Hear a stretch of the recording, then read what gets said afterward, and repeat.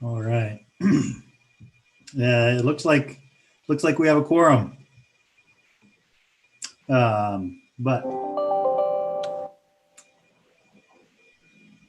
do we know if we're expecting anyone else to join us this evening? Do we hear from Mr. Is it Mr. Chatfield or Mr. Stenger that's on the phone?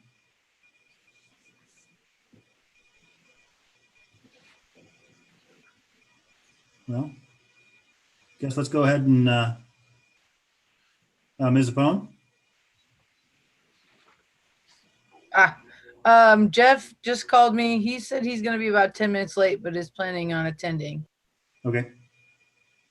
Thanks for that.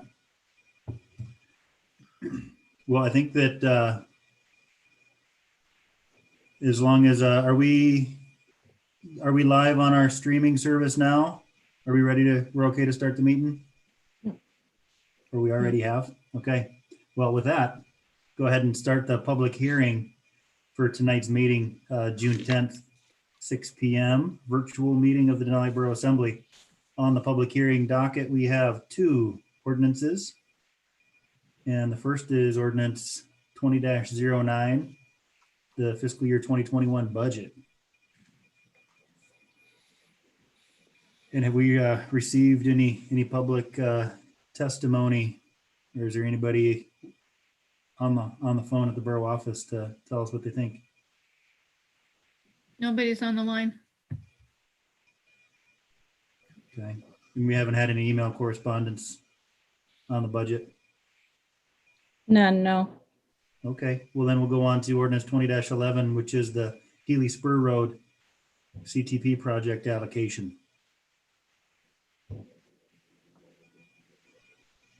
Any testimony on that one we know of? All right. Well, if not, I will close the public hearing and express willingness to suspend the rules if we do have members of the public that want to address those ordinances, and we can just do that when they come up on the agenda. So go ahead and call to order the regular meeting, and to do that, would ask Mayor Walker to lead us in the Pledge of Allegiance. Gladly. All rise. I pledge allegiance to the flag of the United States of America and to the republic for which it stands, one nation, under God, indivisible, with liberty and justice for all.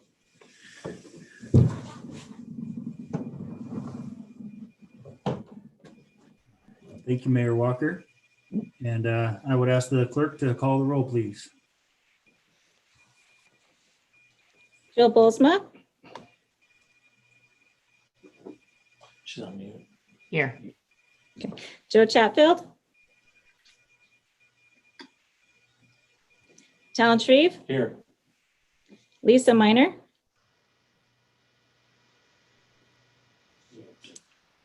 Jake, Lisa, are you there? Oh.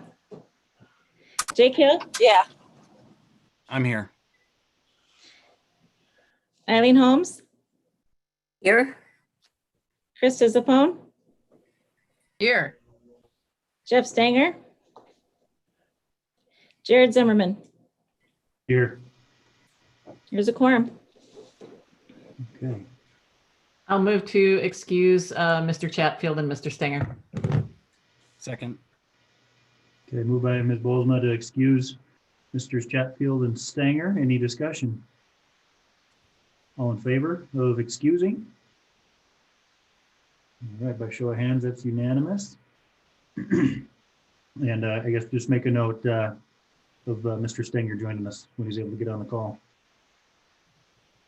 And then bring us to public comments.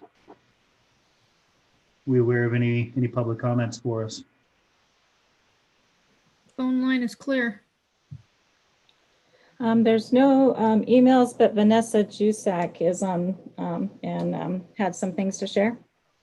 Okay. Yeah, we'll hear from Ms. Jusak and the Denali Recovery Alliance. Thanks for joining us this evening. Yeah, thanks for having me. Can you guys hear me? Yep. All right. So the majority of the work I've been doing over the past few weeks has been related to the Denali Recovery Alliance, which was formed kind of a partnership between the borough staff and I to examine the responses needed for the local COVID-19 economy and situations and what is progressing from that. And we went through the processes of having a SWOT analysis on what the biggest issues would be, potentially ways to address those, and came out of it with a copy of a recovery plan that is still in work and will be put out for public comment, and certainly can be changed and reviewed, but it gives us a good place to start as we move forward through this. And so I just wanted to real quick take over the screen here and show you a web page that I put together that explains what the Denali Recovery Alliance is, has a copy of the recovery plan there for the public to view when we're ready to publish, and has some other information, some surveys for both businesses and residents to fill out to help give us some feedback into what they need now, to how this has affected them personally or professionally, and a variety of other information. So I'm just going to show you that real quick. I'm happy to send this link onto Amber and distribute it to all of you to take a look at and provide feedback before it goes live, which I'm hoping we can do by next week. But it'll give you the basis of what we've been working on and what some of the thought processes are and what we hope to present to the community.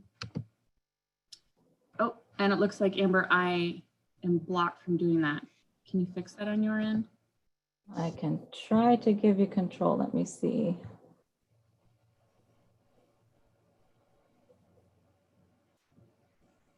Okay, I just switched that control to you, so give it a try.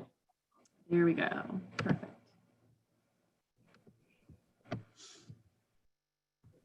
Okay. You guys see the screen? All right. So this is the home page. I tried to make it very simple. This first tab just has an explanation of how we were formed, what we hope to accomplish, and just gives a little bit of background.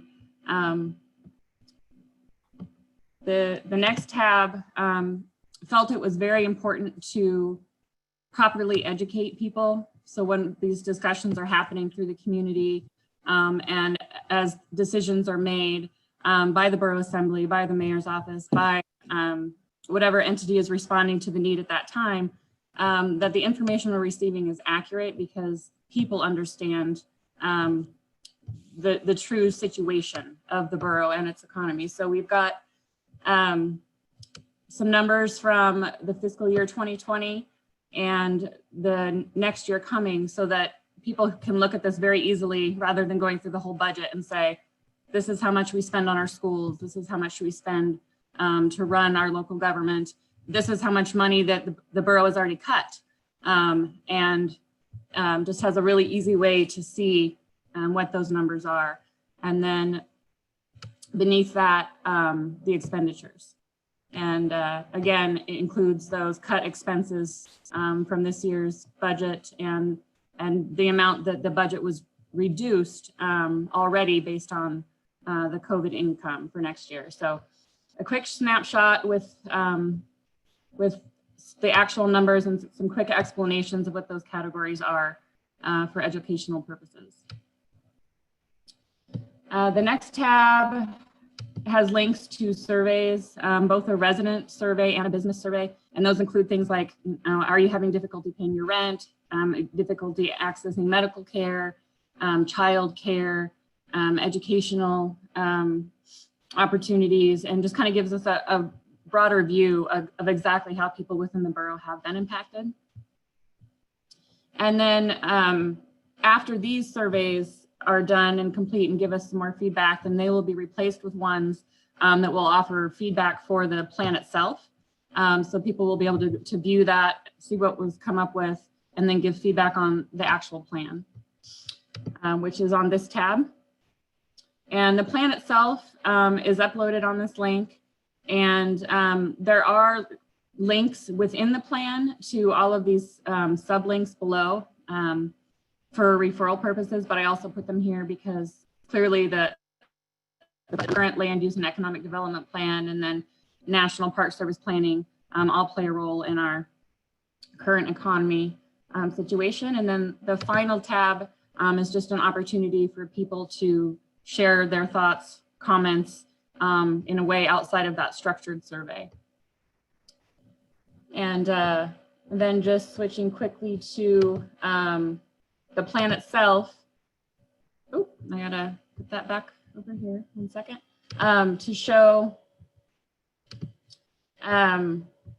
We use the Fairbanks Economic Development Council's format for a plan they had put together. And so it explains the purpose of the alliance, what our existing economic drivers are, a little bit of what the SWOT analysis showed. And we were able to kind of pinpoint 3 large, broad-based goals for initial presentation to the public. And those included support for the growth of the local communities while maintaining community integrity, diversifying revenue streams within the borough to strengthen our economic base. And that doesn't necessarily mean borough government revenues, but just revenues across the board that contribute to the economic health of the area. And then ensuring land and housing accessibility for the growth of services, businesses, and residents within the borough. And a lot of this feedback came from surveys the borough had done previously through the land use planning and through the pedestrian safety committee. So we had some good information on what the borough residents were looking for anyway that allowed us to kind of provide this initial foundation.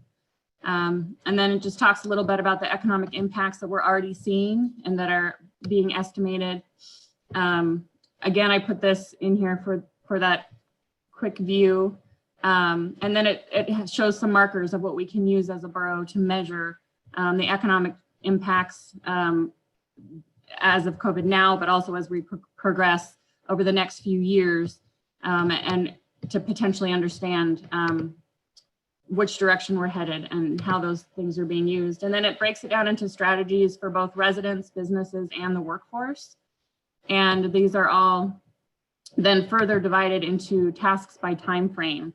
And so who will, complete these tasks is a component that we're still working on a little bit. Some of those definitely could be completed by the Denali Recovery Alliance. Some of them perhaps by the chamber, some of them perhaps by the borough, and some of them perhaps by an outside entity in partnerships such as the school district or neighbor to neighbor or other groups that are out there. So some of this part is still in the works. And again, this is part of the feedback we'd hope to get from that plan.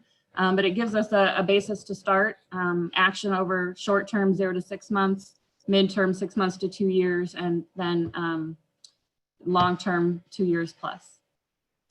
So I'll make sure you guys get the link to this and please do provide any feedback, any concerns, anything you've got. It would be appreciated.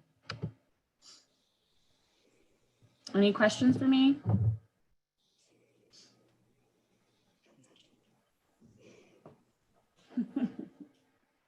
Great. Aside from that, people are starting to open at a little faster rate. We've got a good number of businesses that are opening either in the next few weeks, and vast majority of them will be open by July 1st. The website is updated to the most current information, and you can help me spread the word that our new visitor center website, discoverdenali.org, links automatically to the visitor page, and every business that has given me the information either says open, close for the season, or opening, July 1st or whatever their date may be. So just really trying to spread the word on that. And I think that's all I've got for you. Thank you very much for all the work you're putting into this, and thanks for a great presentation. Is there any questions for for Ms. Jusak? All right, great. Well, thanks. Ms. Zapone? Yeah, I just want to call to attention for the record that Jeff Stenger is the 9943 number that has joined our meeting. Okay. Thank you, Ms. The Zapone. other number. Welcome, Mr. Stenger. Are there any other public comments? All right, if not, go ahead and move on to Mr. Mayor Walker. Actually, Assemblymember Shreve had something for Vanessa. Well, not for Vanessa, just for the 5541 number is Joe Chatfield. He's just not, Okay. he's driving right now, not able to get off mute.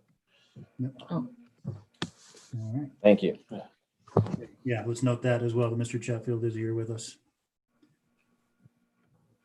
Okay, we'll move on to approving the agenda for tonight. I'll move to approve the agenda. I was second. All right, moved by Ms. Bolsma to approve, and it's been seconded. Any discussion? Changes to the agenda? All in favor of approving with the show of hands? Okay. That is the majority.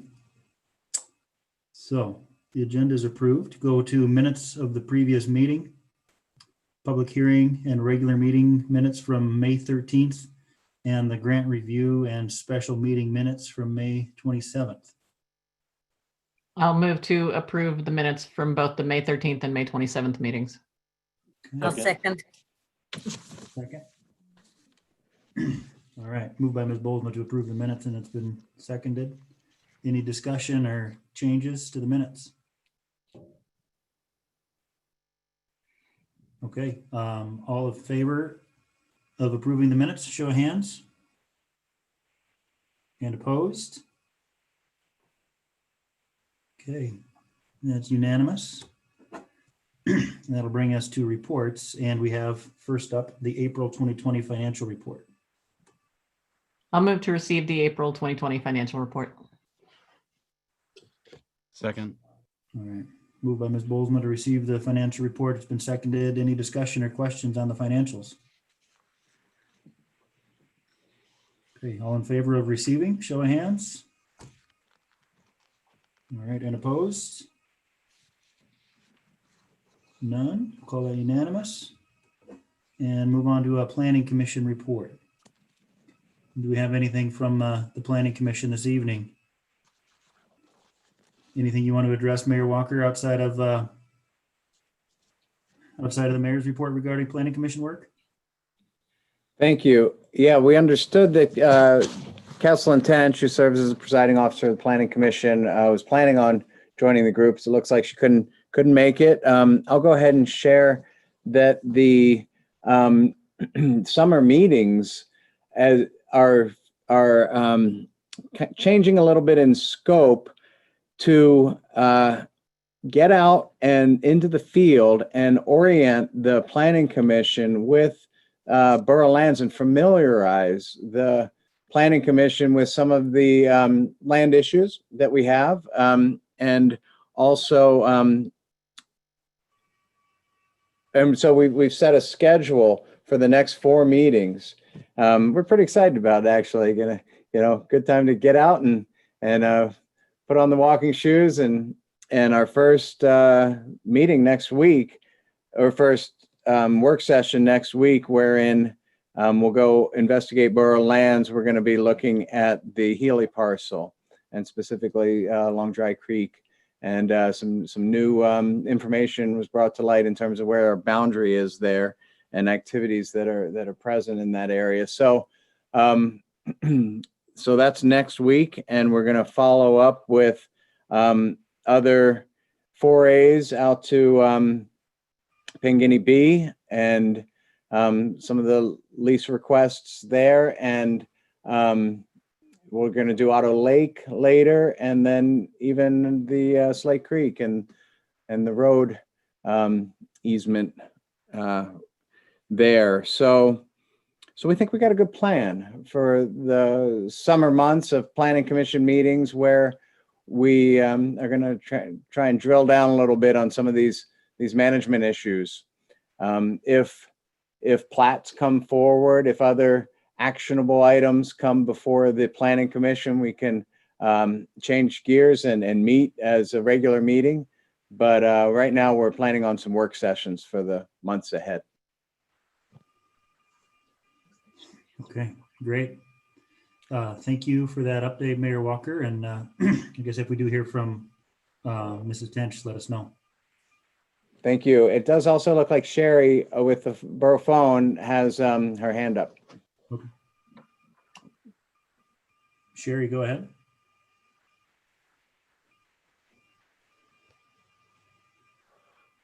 Is there anybody on the phone line?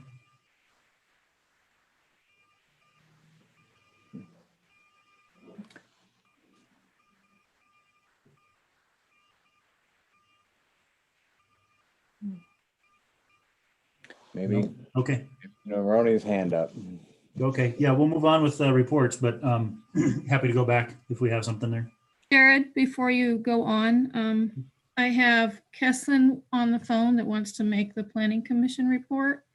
And I Great. also have another person on hold that wants to make a public comment. Okay. Which one do you want first? Let's go ahead and hear from Mrs. Tench. Okay.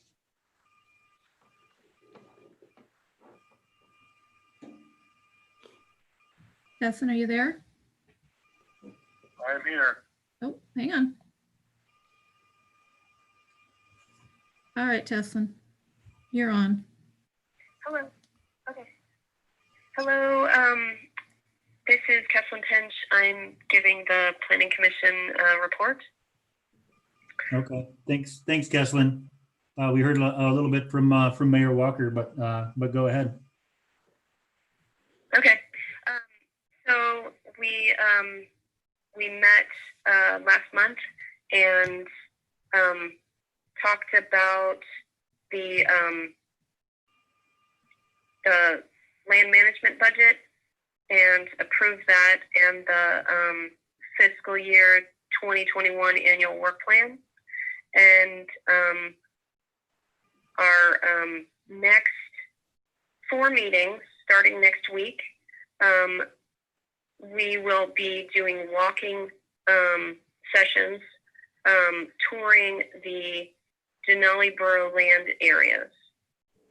So in June, we're going to be touring a Healy parcel, Healy area parcels of borough lands. July 15th, we're going to be touring Pangani Creek area. And the August meeting will be touring the Otto Lake area, and September Lake Creek area.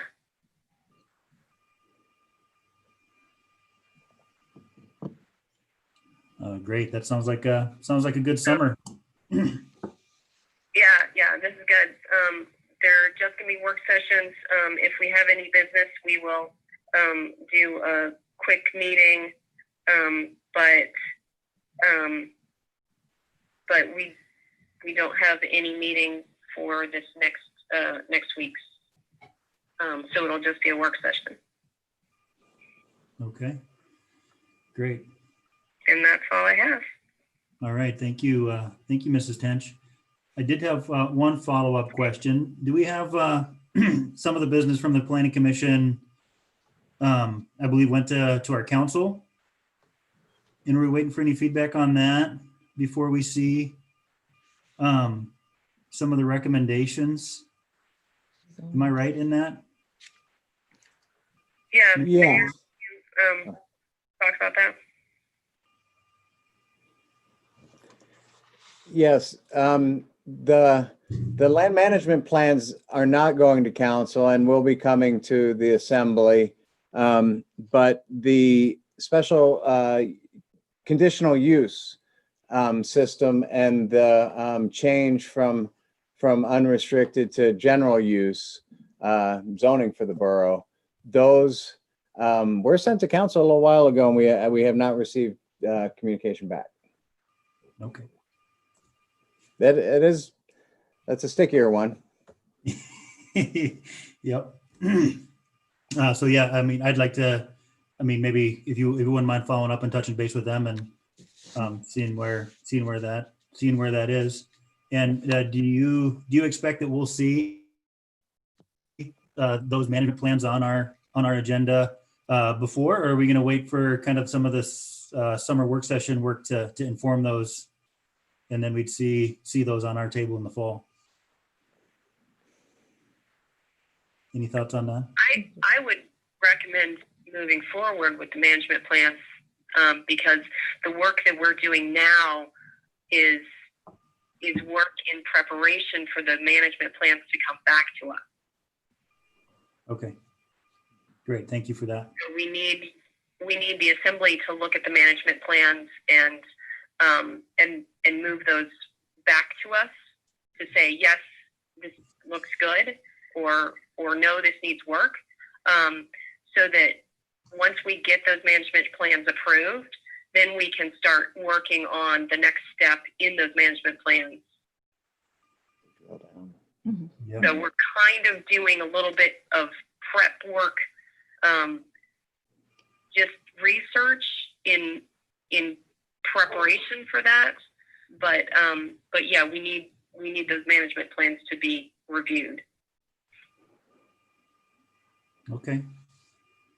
Yes, thank And you. the recommendation we had was, and I know we're on like virtual meetings now, so it doesn't, the recommendations we made initially don't really hold the same weight. But initially we were recommending that the management plans would be reviewed at the different areas of the borough. Those sections of the management plan would be reviewed when the meeting was in that area of the borough. But it doesn't really, since it's virtual, you could do it in whatever way you want. Yeah. Okay. Yeah. As we kind of look at our outlook for our future meetings, we'll have to see. At the very least, I could see maybe inviting the planning commissioner from each of those areas to maybe present those management plans to us, or I'm not sure if the staff has had any thoughts on getting those, if they're going to be on our agenda before we're able to meet in person. If there's a better way to do that. It would be nice to Yeah, I get can. in room and look at maps and hear And we from can- local folks.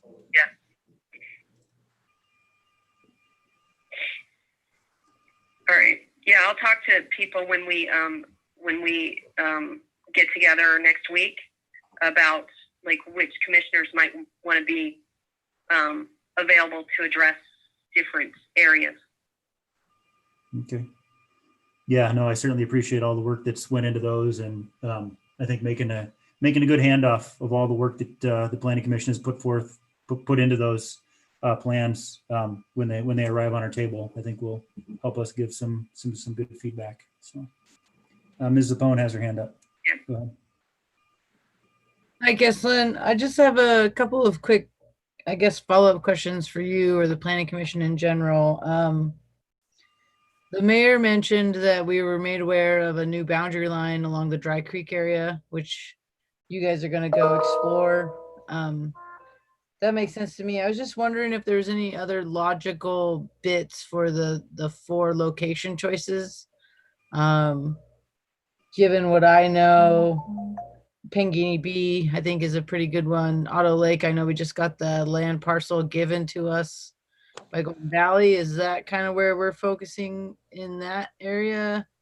And then I guess I just want a little bit more history behind those decisions as far as why we're choosing those and maybe not Kobe Road or the Cantwell area a little bit more. If either you or the mayor, either one, could provide some clarity on that for me, I'd appreciate it. Mayor Walker, can you talk to that? Sure, be happy to. Those are That's a good question. Thanks, Mrs. Pone. Those are areas where we have existing either requests,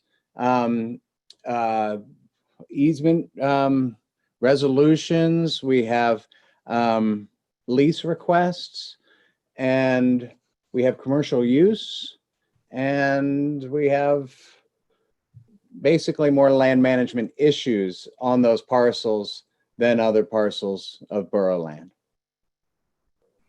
Okay, thank you. Like I said, I just wanted to make sure we weren't focusing in one spot without justification, I guess. Yeah, thanks. It is where we have the most work and the most management issues to address. Well, thank you very much, Mrs. Tench, and thanks for the report, and thanks for the work the Planning Commission's doing, and I hope you guys have a good summer and good weather for checking out those beautiful places. Okay. All right. Thanks. And we'll move on to a school district report, and we have Superintendent Polta with us. Thanks for joining us. Jared, I still have somebody on the Oh, line. hey, thank you, Sherry. Okay. I think Yeah, he's on. love to hear the public comment. Do that to me. Hi, Rick. You can go now. You're up. Hello. I assume that I'm addressing the assembly in Yes. some manner or another. Yes, you are. And can I make the comment at this point? Yes, you are on. And please state your name if you would. My comment. I'm sorry. Go ahead. Just please state your name if you would. Oh, sure. This is Richard Martin. 40, I don't know how many year resident of Healy, since 78. And I am in the area of Ranch Killian Road, which receives significant flooding, specifically during the month of August. However, we did get some flooding this spring from winter runoff. At any rate, my comment is the following.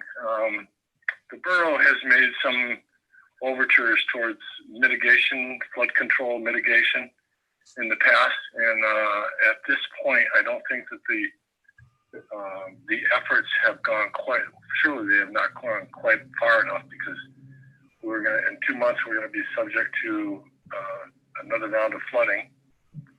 And what I would like to see done is, at this point, I would like to see a rather immediate specific meeting set up for myself and the rest of the landowners out there in that area that are subject to this flooding procedure, with the borough assembly or with specific entities, possibly DNR, Corps engineers, a state hydrologist perhaps, whatever it takes to get an official determination on what the available options are for mitigating this flood issue on a rather permanent basis. But I understand that leaves a lot of room for interpretation. And I'd like the borough, if possible, to notify all the residents involved. The borough has a list of all the residents that have commented on the flooding.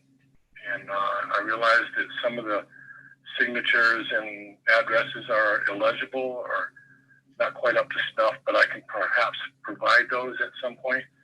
But at any rate, the point is I would like to see a meeting held for all of us affected with the appropriate entities at a sooner rather than later date, so that we can get something happening here in the next couple of months before these floods hit. That's about all I have. My phone number is 378-2900. If anybody would like to give me a call, I'd sure appreciate it. All right, thank you very much. Okay. Thank you, Mr. Martin. Thank you. Am I clear to go now? Is there any questions for Mr. Martin directly? I would ask the mayor to respond and get the assembly. I know there's been some correspondence, and but just to get us up to speed and maybe ask the mayor to respond a little bit.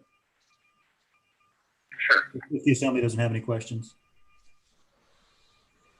which I'm not seeing. So, Mayor Walker, could you want to respond? Yeah. Thanks, Mr. Zimmerman, and thanks, Mr. Martin, for your comments and your concerns, and they are shared and heard. And in working with DOT and others, but primarily through DOT, they would like to see more of a plan for what a mitigation effort would look like, and they recognize the challenge. And in fact, we had a fair amount of good and interesting discussion about Dry Creek at a tabletop exercise I'll tell you about in my report, which actually spoke to this exact issue. It was about heavy rainfall and flooding in the Denali borough. And of course, Dry Creek was a number one in terms of impact areas. And a hydrologist at this tabletop said she spent some time looking at the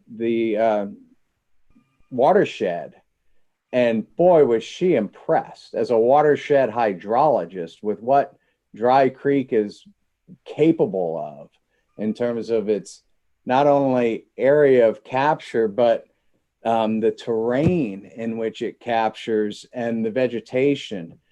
The steepness of the terrain, 5,000 vertical feet, and not a lot of permeation into vegetation, she said results in incredibly high and fast velocity flow rates through downstream drainage. And she was, impressed with how quickly that water gets down to the Nenana River from when it hits the top Mount Healy, and 3 hours later it's at the Nenana River. And her she spent a little time looking at the watershed, and her first thought in terms of what an effective mitigation project might be. See, that's what we've been talking about, considering and asking DOT primarily to look at, is our prior project goal of berming up some material on one side of the creek, is that the effective mitigation effort that we want to pursue? DOT has said basically no. They say that needs to be riprap, that needs to be more durable material there, more armored. This hydrologist on the call last week, she had a whole different idea, which was kind of revolutionary to me. She said you shouldn't necessarily enact some kind of barrier down low. She said up higher, you need to slow down this stuff. You need to slow the velocity through, some structural, project higher up in the drainage. So more work on this is needed, and maybe even a more in-depth study, and what part the borough plays in that remains to be seen. We did ask for a quote from a hydrologist to develop a plan for a mitigation project on Dry Creek, and it came back at about I think it was over $40,000 for the study itself. And DOT has not offered to do a comprehensive study. Chris Knoll has been involved with this too. He's on the line and could chime in after I'm finished, but he's been in contact with the park about it too. The rains do originate in the national park, and a lot of the watershed is within the national park. And whether there might be some interest in a study from the park side that could benefit our understanding of the drainage and what a good mitigation effort project might be, is also something that's under consideration. But at this time, as we're getting a little deeper into what type of mitigation project we might envision, that's kind of where we are. And I'd ask maybe Chris to chime in a little bit too, as he's been working on this one as well. If I may interject just before Chris gets on, is that possible? This is Mr. Martin. Yeah, go ahead, Mr. Martin. So in the very beginning of the mayor's statement there, he mentioned that, and I've spoken with him and Chris Knoll in the past about coming up with some sort of a plan, and that seems to be bearing on the landowners, those that are affected by the floodwaters in the first place. We're all set with a plan. I mean, I've come up with a couple of plans. I've come up with some armament material, possibly that the state's been pulling out of the canyon and stockpiling. Whether it meets criteria for armament or not, I couldn't tell you. Possibly the DOT could truck the material from that site, from their storage, if you will, area there within the canyon. If they're willing to help out or whatever. As far as a plan goes, we landowners are locked as far as what we want to do. Relatively speaking, we have ideas, but nobody's bringing us all together on a roundtable discussion to talk about these ideas. Now, I just proposed these recent ideas about using that rock there, for instance, with Mr. Knoll. And he was encouraging, but I realized that there are constraints involved in doing that sort of thing and getting all the people on board that are necessary to mitigate this flood problem. I was not aware that there have been a couple of meetings apparently with hydrologists, and I don't know. I suppose that that's a matter of public record. I'm not quite sure, but I have not been made aware of these meetings. And as a landowner and somewhat been spearheading the affected landowners' interests and properties, it seems like I would have been notified if these things had reached a level at which it's time for me to, or fellow landowners to throw out a couple of ideas. Nobody's contacted us whatsoever about that. The borough's last transmission of sentiments regarding this issue was a rather public letter to all of us, stating where the borough lay with the decision-making process and what their capabilities are. And I realize there's no money in the budget per se, that the borough does not have budgetary funding for a project of this sort. So $40,000. I don't know where that came from or where it's coming from to pay the hydrologist, but meanwhile, none of us landowners have been notified about what the hydrologist had to say about it. This is the first I've heard of it. So I would like a more open perspective, one that involves all of us that are affected by these floodwaters, and in a rather official capacity. Formal letters to us, to all the landowners involved. Notice of meetings that are going to happen that affect us immensely. I'm not saying that the borough has backstepped or fallen down on the job or anything like that. I don't mean to imply that whatsoever, but I just think that there could be a little bit greater effort on their behalf, on our behalf, for them to notify us when things of monumental proportions are brought to the table. When we're not involved as the landowners, I think that that's unfair.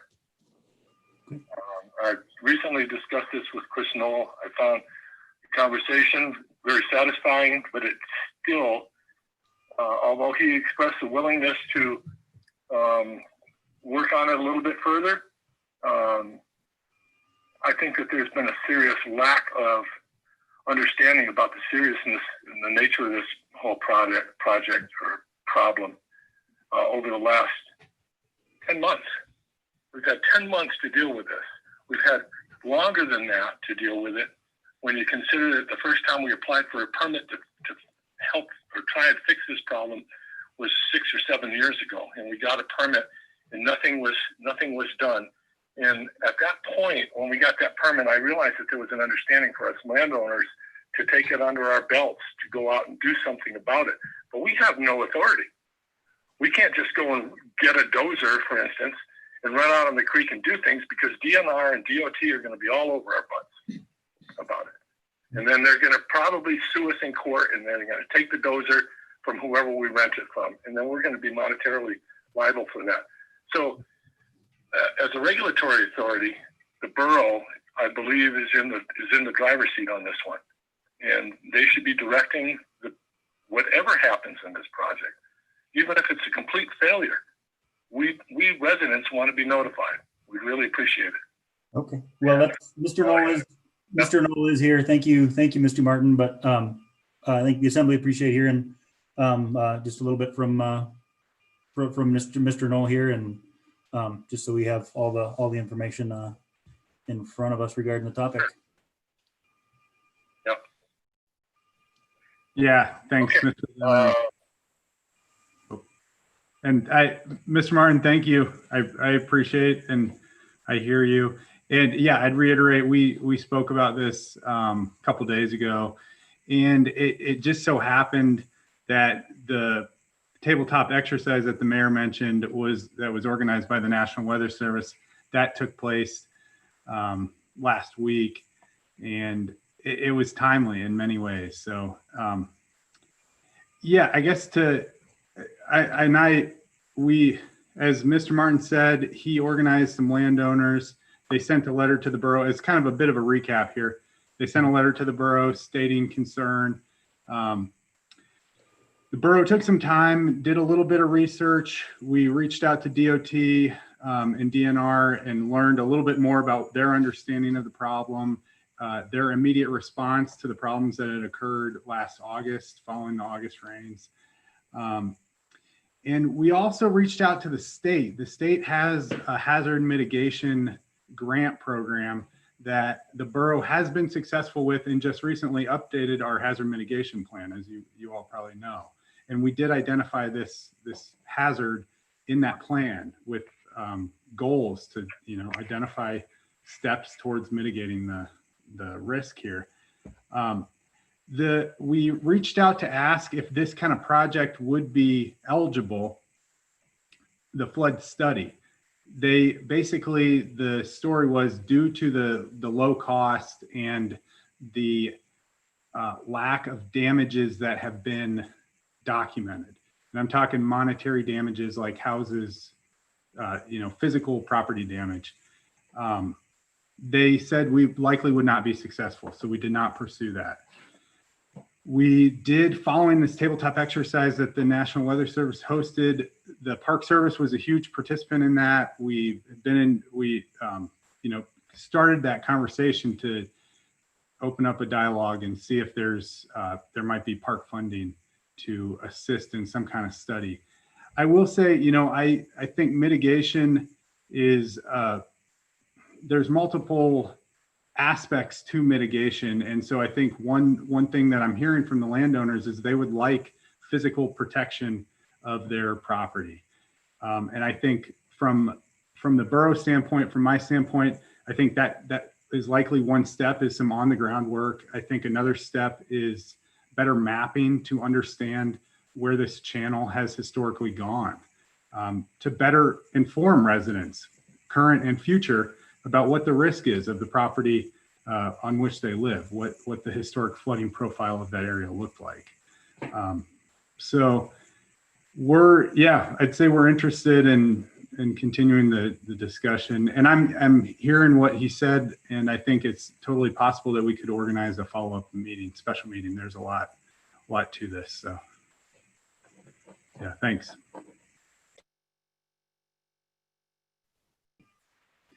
All right, thank you, Mr. Knoll. And yeah, I think the interest is certainly there, and given what we saw last August, certainly be interested in the affected parties to have all the information. So as things come available, to please keep those folks interest or keep them apprised, and to the extent that folks are organized to use that. Get everybody's input. All right, and with that, move on to the superintendent's school district report. Mr. Polta. Thank you. It's very great to be with you this evening. You have my written report in your assembly packet, and I'll highlight a few things and add a little bit to that. In congratulations, I want to make sure and take some time and just again congratulate and honor all the graduates from all our schools in the district. They all had a different and unique graduation ceremony, from as small as and intimate as staff delivering diplomas to their homes, to a drive-through ceremony for Tri-Valley, to a fairly traditional looking ceremony in Cantwell for 2 graduates that we had, one from Cantwell and one from Peak, but with very limited attendance so that every school could stay within the guidelines and mandates that the state provided. Also really appreciate all the efforts in the community to, again, similarly honor and congratulate those graduates. I think those efforts also went a long way to making those graduates really feel appreciated, and really feeling that sense of accomplishment. So for those of you that participated in those, whether it's the event at the Black Diamond Golf Course or just along the parade route a little bit in Cantwell, or did the drive-through in Healy, thank you very much for taking time and just recognizing their achievement, especially at such a disruptive time as they went through in the spring. Some other congratulations and some awards that people have received. I want to congratulate Mackenzie Marisol, a senior and graduate from Tri-Valley. She was selected by the Alaska Association of Student Governments as the Student Council Member of the Year for that organization. So great honor for her. Then also want to recognize Principal Jenny Mason. She was selected by the Alaska Secondary School Principals Association as the Principal of the Year for Region 2. And this is now the 3rd time that Jenny's been recognized with that honor. And one thing that being recognized as the Principal of the Year for the region allows is she now is applying to be considered for the Alaska Principal of the Year. So congratulations and best of luck to her. Probably kind of the biggest thing in terms of school district operations to update you on is some of the work within the Smart Start planning framework. And again, I think I've mentioned this in other forums or other formats. The state has kind of issued their formal guidelines in terms of the planning they're asking each school district to do, and asking the districts to do kind of a 3-tier planning. And they've set criteria for, hey, this would be a description of a community in a low risk environment for a transmission, a medium risk, and then a high risk environment, and then asking the schools to do some fairly comprehensive plans for each of those kind of risk categories, so that the schools would be able to kind of much more seamlessly transition between those different operating conditions. And the basics between those conditions are: a low risk means there's, you've got no or virtually no cases in your community. A high risk says, hey, or a medium risk is there are some happening, but it's kind of at a stable level. And then a high risk is saying, there's an outbreak. But the guidelines from the state don't say like what that number is, because they recognize each community is different. What it looks like in community, not just district, but community. So if you look at, well, what are those conditions for Cantwell versus Anchorage? And you're able to see, oh yeah, putting like a number threshold might not make sense, because just the percentages and population sizes and structures of the communities are so different. When we look at kind of basics of school operations, we can kind of also see that, oh, well, that low risk environment means we're probably going to be back in the buildings with some different modifications, some different personal protection measures that we can take to help kind of minimize the risk of any spreading.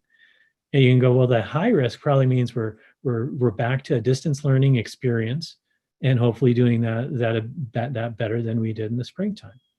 That middle level becomes kind of like the real challenging one to say, what would that look like? What's something in between? And so we're then starting planning processes to kind of do some of those definitions and work to have us ready for each of those 3 conditions.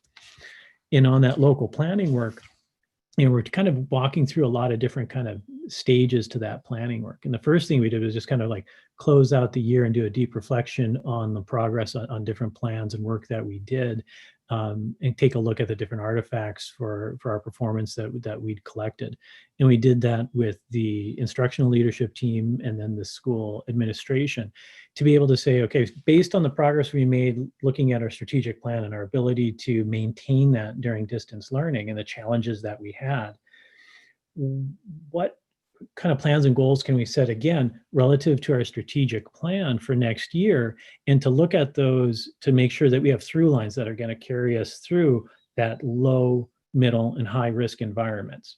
Because one thing we know in every operational condition is we want to make sure that we're really focused on that core mission for our district, nurturing, empowering, and inspiring today's student to positively shape tomorrow's world. So we want to make sure that that through line stays with us in all those conditions, and it's not just, oh, stay at home and learn something. We want to make sure it's focused, it's intentional. It is, again, the version of learning that we want for our students in the Denali Borough. We've then kind of taken that and did brainstorming and looked at technical guidance again from the state about all the different aspects that they want those plans to address, and sorted those out and said, which of these are pretty technical pieces? You know, ones that someone with kind of deep expertise, knowledge about those areas can really sit down and maybe by themselves or with one or two people, develop and flesh out some pretty good plans. And so we identified those types of things and who would do those. So you know, aspects, for example, like, you know, kind of the cleaning, sanitization. It's like, well, that's a building maintenance type issue. Okay, that's Curtis, and he might reach out, you know, as his role of director of facilities, to other people to be informed about that, build some feedback loops for him to do that work. And so we've identified quite a bit of kind of technical pieces for people to work on. Then also developed a smaller list of more adaptive challenges, ones that it's like, you know, we need a lot of people sitting and thinking about this and generating a lot of different ideas for consideration. And so we've put together a couple of groups for that. And those groups are going to start meeting on Monday and do kind of some deep work looking at some of those big structural component pieces for us in terms of that kind of that educational delivery. And what does that look like and feel like in each of those three different conditions? Today, we issued also a parent survey and sent that out electronically to parents to be able to provide kind of their feedback on what were the experiences like this springtime, to try to use those as we look and again engage in that planning. As the groups do that planning, both the technical work and the adaptive work, we'll then take that, sift through that, put that into kind of that larger, more comprehensive plan, bring that again out for broader rounds of consideration and feedback. So again, the parents, community members, our staff, gather that feedback, do an internal revision round, and then be able to bring that to board for final consideration, and then ultimately share that with the Department of Education. They've asked that all those plans be submitted to them. They said at least before the first day of school next year, and hopefully by July 31st. But they said you got to have it before you anticipate operating up again. So that's our process. And again, as they develop and firm out, there'll be kind of some broad feedback and input opportunities for everybody in that. One thing that we are starting to see as a possibility as we approach next school year is the likelihood of needing additional in-service days at the start of the school year. In terms of just think that basic, we're developing this big plan on these three different conditions. We want that to possibly transition or move through smoothly. Well, that's additional planning and thinking work than we usually do at the start of a school year. So we might be looking and saying, hey, let's do some additional in-service days for professional development and planning purposes. The department has said they would be willing to consider such requests as, again, just additional in-service days, not having to lengthen the school year, provided there's a robust plan submitted to support that. If we were to do that, we'd be looking at moving back the start date for students. And so I'm just kind of, again, letting people hear that and just kind of realize we might not, again, start exactly on the date that we intended. And if we did, it'd be moved back a little bit. And again, as plans flesh out, we'll be able to share more information with that. But again, changes to the calendar have to go through both the board and then with the specific approval from the department. Another thing, just an update on our summer facilities. We did issue guidelines for the community use of our facilities this summer. We are allowing the community libraries to operate in the school buildings this summer, asking that they follow the mandates and guidelines the state issues for libraries, and that we don't access the other parts of the building. We are keeping, other than for our own staff, we are keeping the buildings themselves otherwise closed and not accessible to community groups. When we looked at the guidelines for kind of cleaning that would be needed for, say, community use of the gymnasium, we don't have that staffing capacity to ensure that cleaning would be happening. So we felt it was in best interest to close the facilities for now. Our outdoor facilities are open to the general community use, and we are coordinating with some organized groups for different events such as community soccer, I believe, and summer camp usage here in Healy. And again, asking that they affirm that they'll follow the guidelines. And so there are a couple groups working through that, and I know trying to put some opportunities together for our community. On some financial things, as we again are working on closing out the current year, the FY20 budget, and kind of zeroing in on our kind of year-end projection, we are at this point looking at about a $300,000 operational surplus. Some of that comes from the technical work that we've been doing. I think I last reported about 160,000, and the remainder is issues and differences in what we budget for our student allotment and our correspondence program and what is actually spent by parents. And so there's some money that would, in a sense, get released back to our operating fund for that. And this will probably be what we think would be likely the last year that we'd see a significant amount come to the district. And that means we've changed the budgeting practices and lowering next year, actually lowering the amount we budget into peak for those uses. And so we wouldn't see this money kind of coming out at the end of the year next year. Relative to the CARES Act funding, Mayor Walker and I have had some conversations and shared some expenses which are appropriate and necessary responses and supports to the coronavirus pandemic that the district has or will soon have in order to provide some mitigation for that. And in our conversation, and I'm sure he'll update you as well, our thinking is that if the borough can again provide funds to the district for those needs, it might allow you to consider reducing your budgetary appropriation to the local contribution by a similar figure, and the district would then be able to manage those funds in such a way that we'd have what we'd see as kind of stable operations with, I'd say, some just needing to continue to work on just the accounting of it. I think it's going to be always kind of that issue or challenge. We get guidance that says, yes, you can do things a certain way. And then the people a little bit lower in the regulatory chain say, well, but you got to do this form, and this form said X. And so there could be a lot of back and forth about getting in a sense, the accounting into right columns. But I think Mayor Walker and I are comfortable with this approach and very comfortable with the partnership between the borough and the school district. And if we can help the borough kind of access those funds and therefore maintain some of your more open operating revenue for needs in the borough this year and next, we think that's a great support that we can do for the community, because you've always been a great support for us.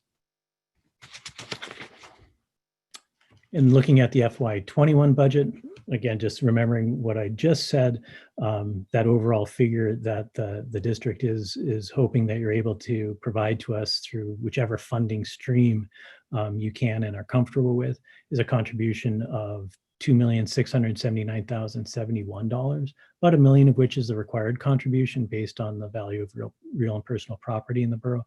And the rest is always optional and discretionary. You've traditionally given up to that kind of maximum allowable, and hoping again through whichever funding source that you can, that you'd still be able to do that in this time of challenge for the community. On facilities, there are a couple important things to update you on, and one is the Tri-Valley boiler. We had a fairly close call with that. We had the boiler isolated from the system for some cleaning, and in that mode, it's supposed to operate on just like a cool mode, very small fire burns. It has internal sensors to moderate that coal feed and make sure that things don't overheat. And those feedback mechanisms failed, and the boiler overheated, got hot enough to boil a glycol within the system, started clanging, banging, like to the point that when Curtis got there after he was called by one of the maintenance workers, I think when he rounded the community center, he could hear it already. They vacated the boiler room. Curtis was the only one that went in and started opening up looking and seeing what was on, opening up some valves. A secondary shutoff switch did activate, but not at the appropriate temperature. And so it did start its shutdown. We were able to get valves open and get the boiler cooled down, get it then to a complete cold state. And then went through, checked the pipes, did find a leak that needed to be repaired. Does not seem that there was any major significant damage to any of the system. Once that was kind of confirmed, we then made sure to run the oil boilers that are at the elementary end, start slowly putting heat back into the piping system, let it warm up and go check those fittings again, see if there were any additional leaks that had not been seen in the initial work. And it's kind of strange. It's a summertime. If you don't run the heater, the building gets really cold. And then unfortunately, because of the way the heating system's designed, like if you go into the library, I think it's pretty warm in there right now. It's like, well, you can either have it really cold or it's a bit too hot. And we're trying to figure out those internal settings to make it a nice Goldilocks experience in there. Wasn't really designed to do that. With the boiler though, we did look and again determined that one sensor failed and the other one didn't trigger at the right temperature, and it is like a hardwired trigger. You can't adjust it. Curtis spent time tracking down new sensors, and that's kind of hard given the size of the boiler and that it's a glycol system and not a steam system. We were able to track down sensors. They are adjustable, so we can set them at the temperature ranges that we need. So we're now getting those on order. When they arrive, we'll get those installed. We'll do some kind of, again, slow heats and tests to the system, see that we've got that all set. And then we want to try to find, again, an external third-party inspector to come out and affirm that, yes, the work that we did is right and proper. It was a worrisome experience. Had to continue to overheat, that pressure could have caused significant damage and real risk of personal injury to that. Very happy that everything worked out fine and everybody's safe. Other aspects on facilities, we have begun the actual construction work on the Anderson roof project on repairing and upgrading that roof. I was talking with Curtis today and he said, yeah, we've already had our first change order on the project. Some of the insulation design, when they started doing the kind of the exploratory look, getting a little bit more detail into the structure, like, yeah, we're going to have to do the insulation a little bit different. And so we've already done that first change order. Again, it's a phased project. A couple sections of the roof will be completed this summer, with then the final section being completed next summer. With the server room fire suppression at Tri-Valley, we're simply waiting for the fire marshal's okay, and Taylor Fire is basically on standby, ready to come out and start that anytime they get that approval. Only update on personnel that I want to mention is that with all of our classified staff, we have issued rehire notices to all of our staff. Kind of an important thing to notice or think about in a time of kind of that economic upheaval. We are looking again to have a stable staff return to us next year. The other staffing thing, which is maybe a smaller impact and a bit of the opposite. In the summer, oftentimes we hire 2 or 3 temporary personnel to help with some of the summer maintenance, like cutting lawns. And we just decided that in terms of, again, minimizing kind of cross exposure risk for our staff, that it was in best interest not to hire those temporary staff. And we are extending hours of a few people to help with some of those smaller maintenance projects.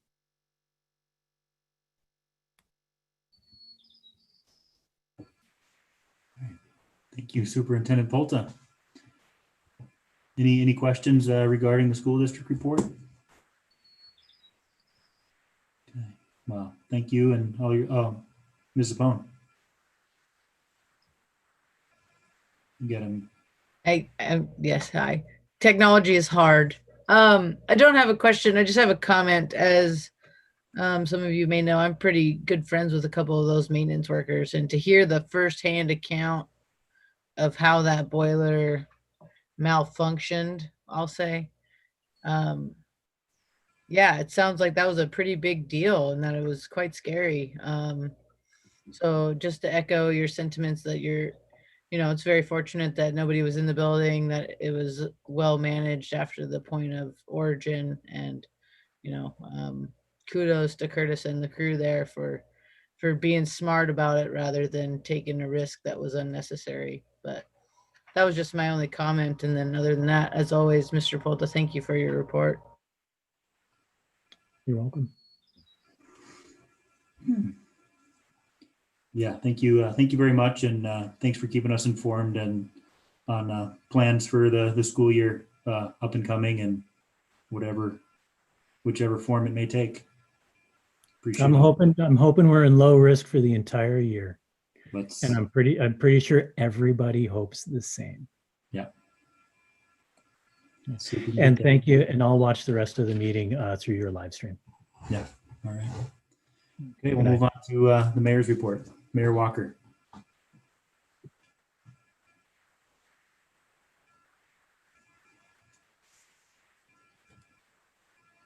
Man, we need you to unmute yourself there. Sorry. Okay. Yeah. Sorry about that. Yeah. Thank you, Mr. Zimmerman. And I certainly will follow up with Mr. Martin regarding more communication regarding Dry Creek. I did let the assembly know at your May meeting that I had sent a 2-page letter updating all the residents involved regarding the developments and what we've learned and where we stand currently. That letter was sent 6 weeks ago, and I apologize if I kind of misrepresented that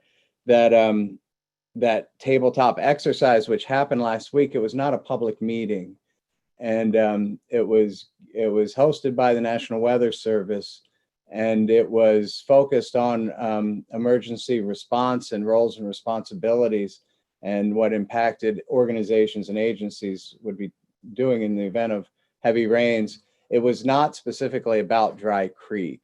It was about heavy rains within the Denali borough, and the Denali Park Road was also a big impacted area in that exercise as well. And I can talk more about that, but so we'll continue to work with residents there. It's not a quick and easy fix, that's for certain. So you have my written report. I apologize that it was put into your packet just today. So maybe you haven't all had a chance to read it. But it starts off with a pretty exciting development. There's been a lot of developments here. The entire borough staff has been working diligently, I'd say feverishly is what I've been saying, in terms of standing up these 3 new programs, which we're going to talk about. Number 1 is the community COVID testing collaboration. It came together pretty quickly, and it came together as an outcome of the regular healthcare provider meetings we've been hosting. And with the Division of Public Health input, they're frankly concerned about the Denali borough and our low testing rates. They said you have one of the lowest testing rates in the state, 0.5%. And, I'm just looking at our neighbors, Fairbanks and Matsu, and shoot, even the Yukon-Kuskokwim census area, their rates are right at about 5%. So we really focused, and especially with the CARES monies coming through, we really focused on what we could do to stand up auxiliary community testing. And thankfully, Nurse Carrie Keith joined the effort and serves as a lead performing the testing. And I provided in my report the 1-pager, we're calling it, the public information sheet regarding details of the program.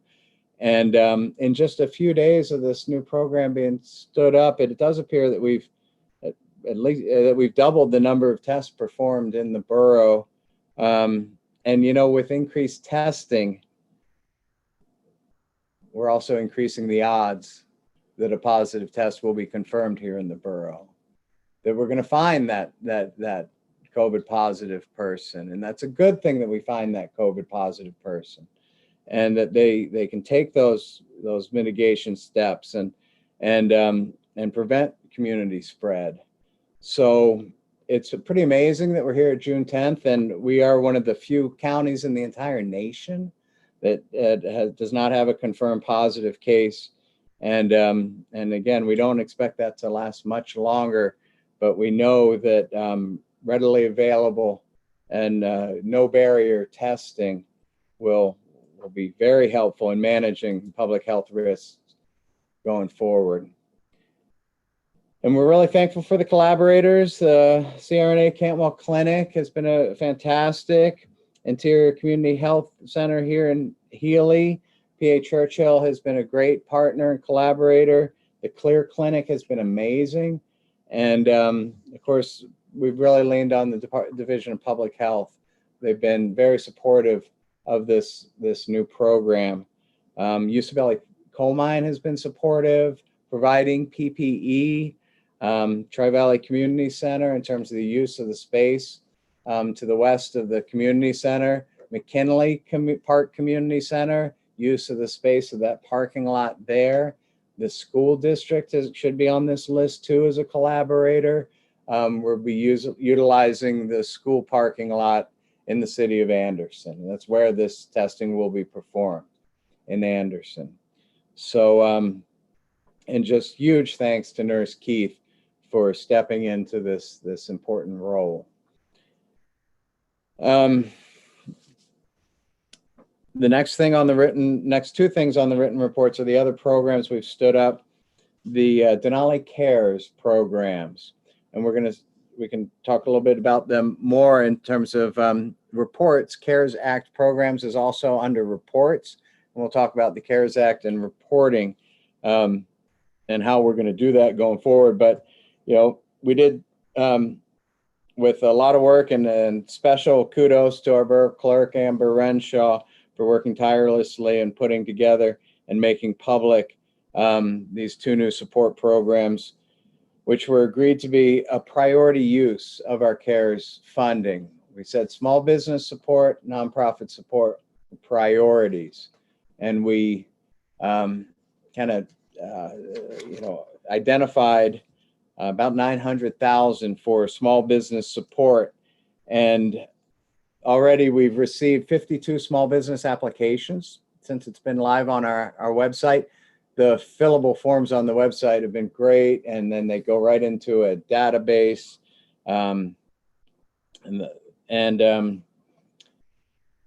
Let's see, for that program, we do expect that all successful applicants would receive a minimum of $2,500. While the full allocation will be known when we know how many people are applying for the program. The application period will close June 22nd, and determine the number of awardees and divide the available total between the successful applicants based upon those three levels of lost revenues. So folks who lost more will receive more. It won't make them whole, but every little bit will help in this environment. That nonprofit support program also went live on the same day, on June 5th, and it also closes on the 22nd. And rather than craft that program to fit the needs of the emergency response departments, which we address separately in our grants programs, and the city of Anderson, we're meeting with each of those organizations separately, and are going to arrive at kind of separate agreements of CARES funding to those organizations. For all the other nonprofits, the base amount of need is determined to be $10,000, and any additional need will require additional justification. We've received 7 or 8 nonprofit applications thus far.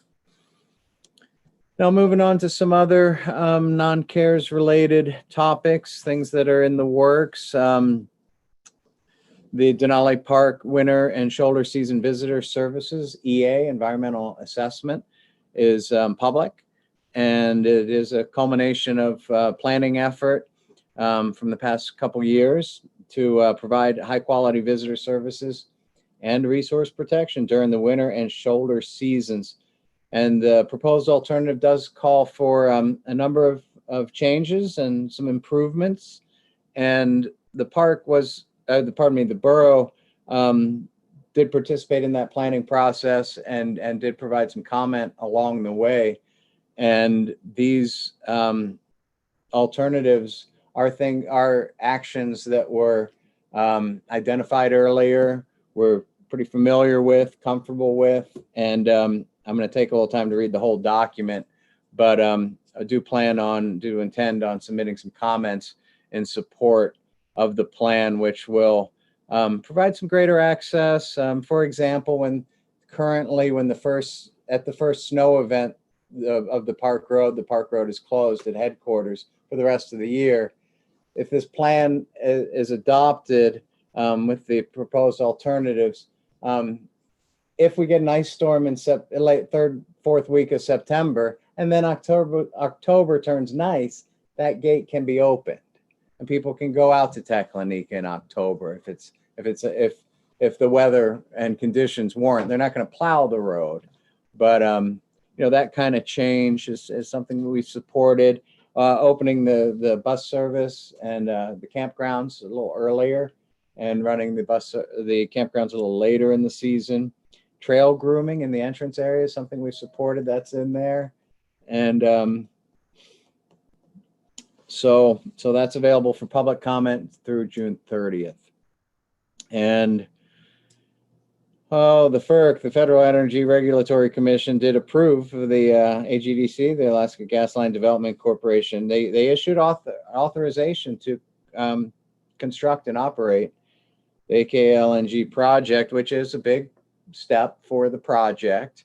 And at the same time, as I wrote in my report, gas pricing forecasts put the project in an uneconomic position currently.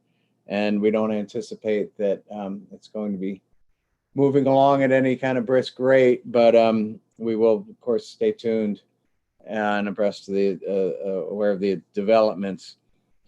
And then meetings of interest. I did attend the school board meeting and virtually, and provided a report. I really thank Superintendent Polta for working together on identifying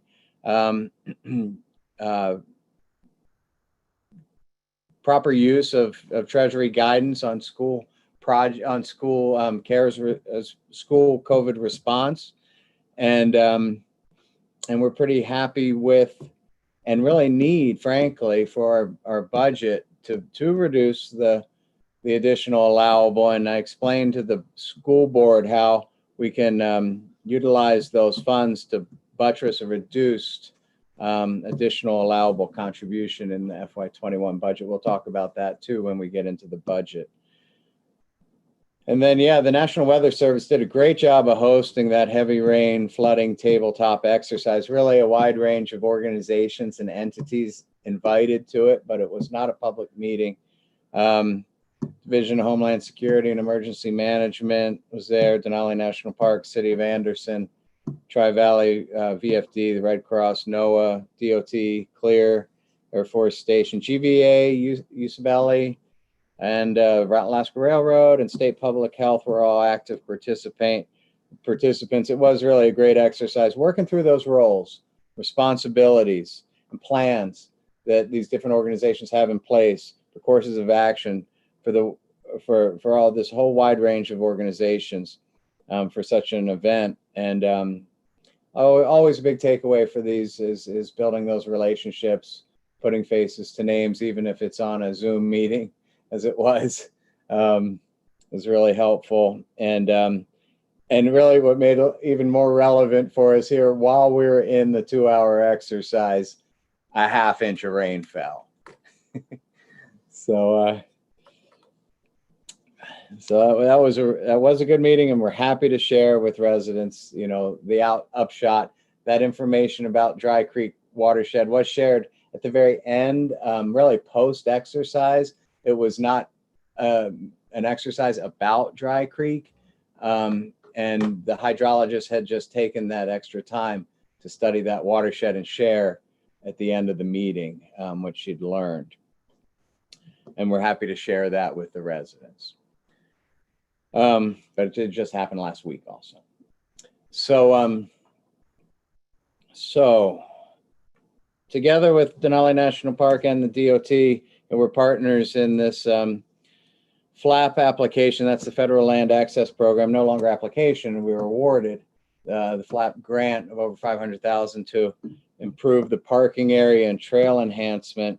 We've had a few meetings, including a site visit today that was fabulous in great weather, and really appreciate National Park Service staff has been so helpful. Really appreciate DOT, who's going to be a project manager. Really appreciate this partnership. And upon closer ground and soil investigation, a recommendation was made that had been in the back of my mind all along, looking at the early proposed parking area. The early proposed parking area is where DOT just had to patch a couple weeks ago because it moved so much, and that soil was determined to be rather wet, and not only the parking area, but the trail going out of there would not be real sustainable. And the area just to the area to the north, actually a little bit to the north, is just such good gravel at Antler Creek for both a real stable long-term parking area and a sustainable trail going up a less steep route than Bison. And the project partners are in alignment in a relocation, and we're working on that, looking at exactly what site might really work for the parking area. But we think it can be just a really high quality hiking experience up that Antler Ridge. And yeah, it would touch park land, but it's going to go through a lot of borough land too, and state land, and we'll be working with the state for that easement. But you know, there's more borough land in that Antler area than the Bison area too. And we were looking at that in terms of where the parking area might fall, and we might be coming back for some if some additional actions are needed there. But right now, you've taken the main action, allocating our project share, $10,000 to this $545,000 project. So thanks for that, and it's moving along. And yeah, some significant amendments are being made along the way. And I did attend this morning a Public Land Steering Committee meeting. I'm on that NACO committee, and it's a really good opportunity to get up to speed on some federal developments. And so I thought I'd just go ahead and share that the Great American Outdoors Act, which includes substantial funding for the National Park Service's deferred maintenance list. We've supported federal efforts to address that deferred maintenance list in the past. And this act does address deferred maintenance in our national parks, that backlog, which is significant. And I think in Denali, it was estimated about 50 million, 30, as I recall a little while ago, 30 to 35 million of that was in the park road itself. So that act is progressing with broad support. It has the support of the leadership in the Senate, has support of the president, has supported leadership in the House, and it's anticipated that's going to be moving forward. We're kind of excited about that. And PILT funding is secured for the year.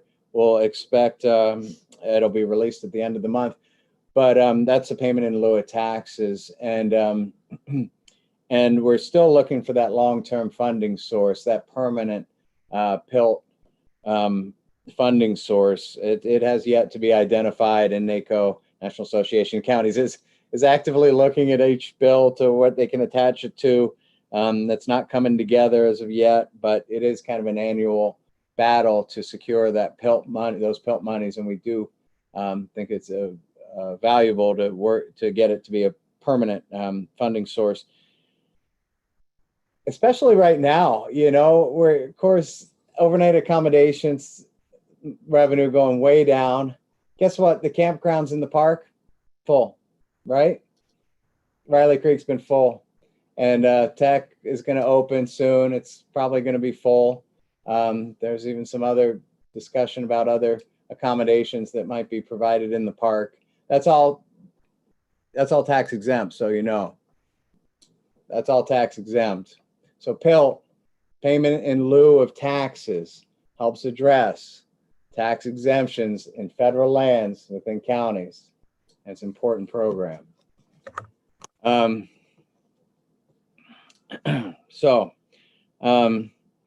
fourth stimulus bill is slow to develop.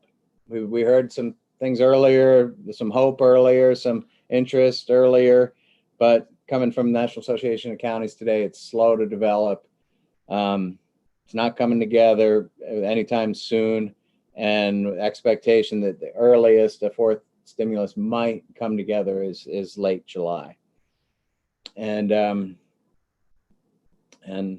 that's what I've got for you, and I'm happy to answer any questions you might have.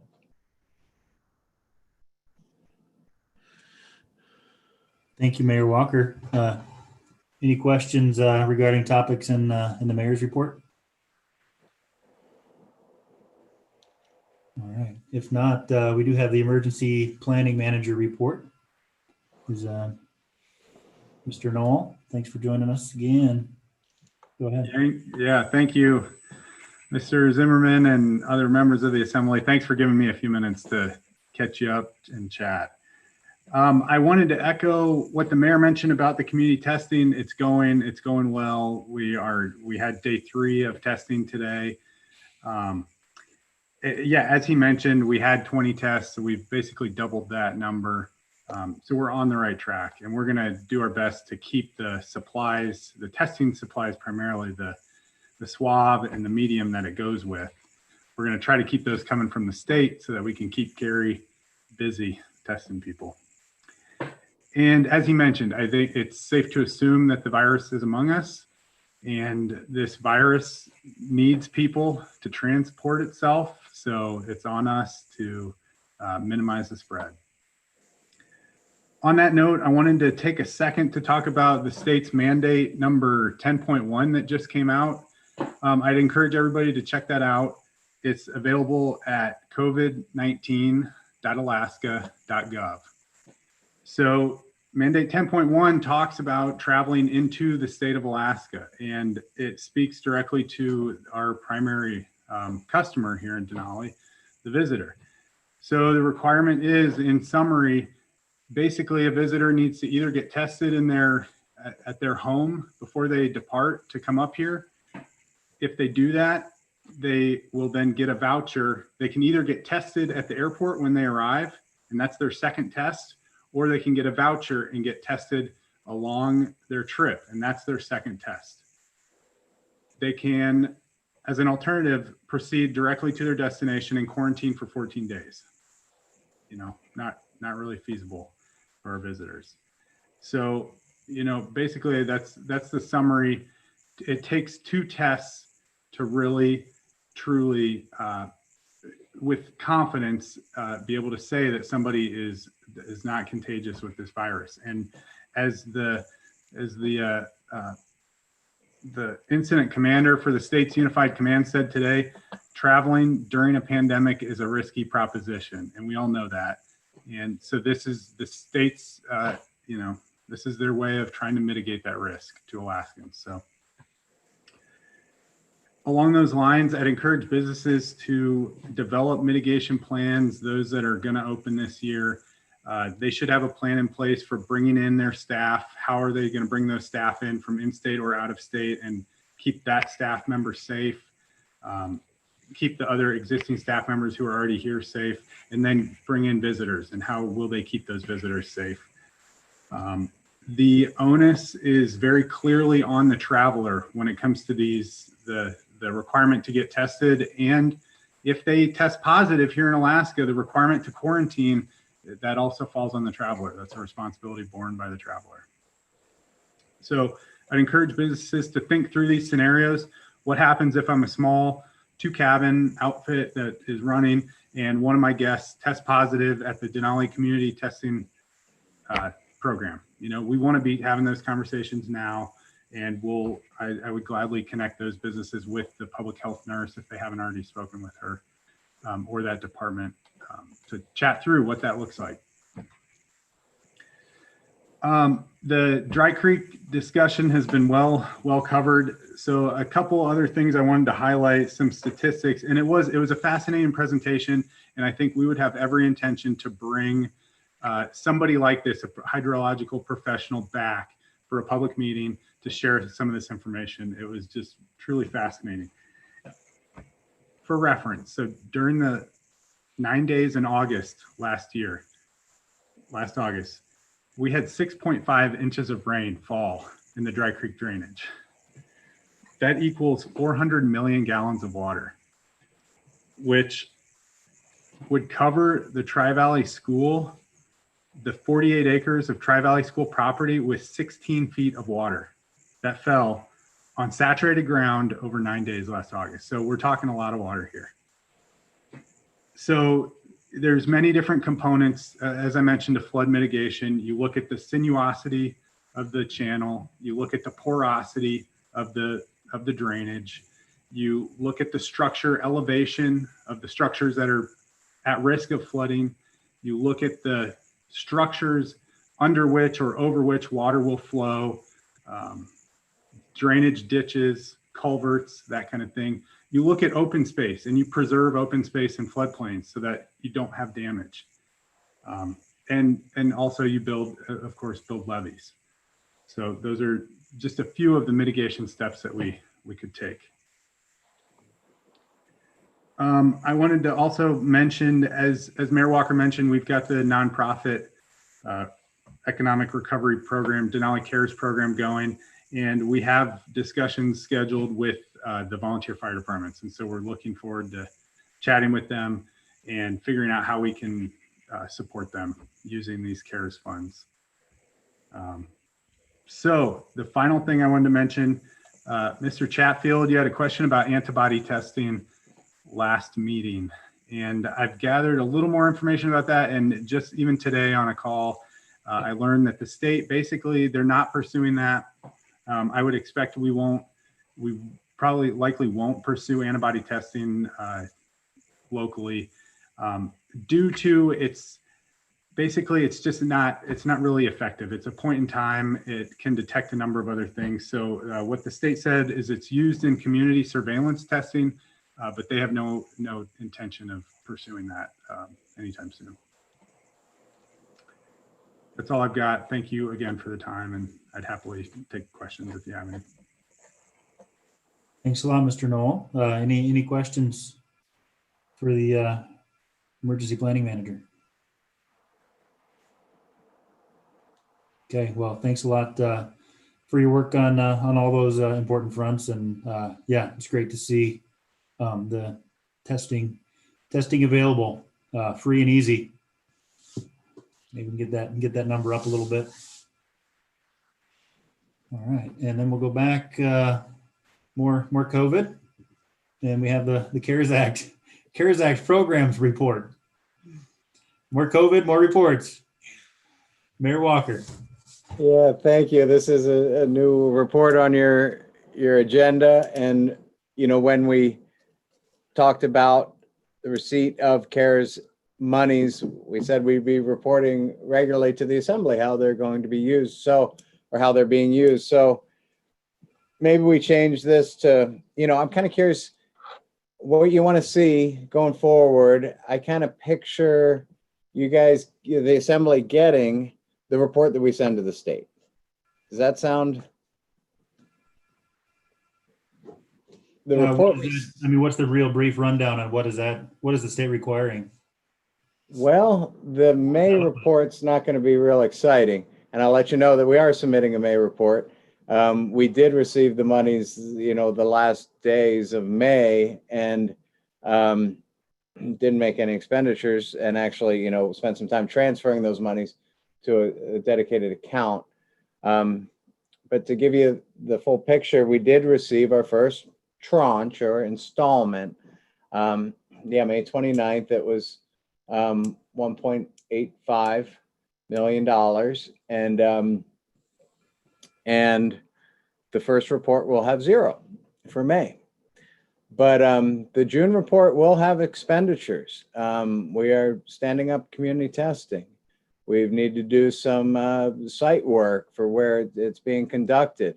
And while we're standing up the community testing, and in concert with requests from PA Churchill, who saw the value of an additional auxiliary space outside the building for potential COVID positive patients in which they could be seen, we purchased a trailer, which now sits on the west side of the parking lot in support of our community testing efforts and the testing efforts performed by ICHC here.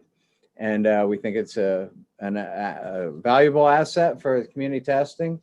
And if this pandemic carries on into the fall, we did want to be prepared by having a trailer that is insulated and can be heated. So that's the kind of trailer we got, and we're ready for if this does go into the cold season and we need to have a safe place for people to be tested. So that's one of the bigger expenditures that you'll see. But there are others, not necessarily that magnitude, but we are coding a fair amount of CARES right now, and the report to the state has 4 or 5 different categories: medical, public health, compliance, and recovery, that we'll be categorizing expenditures into, and for the state report. And there are other programs we're going to be standing up, and we'll keep you apprised along the way. So yeah, I think, does that sound good that we keep it as a separate CARES Act report? That makes sense to me. Okay. It's not our not our money per se to sort of kind of isolate it and then deal with it separately. Avoid any confusion. So I think that's good. Any differing opinions on that, or anybody want to weigh in terms of what we would like to see in the report we requested? Okay. Yeah, I kind of think keep it simple, and if we've got questions, we'll ask.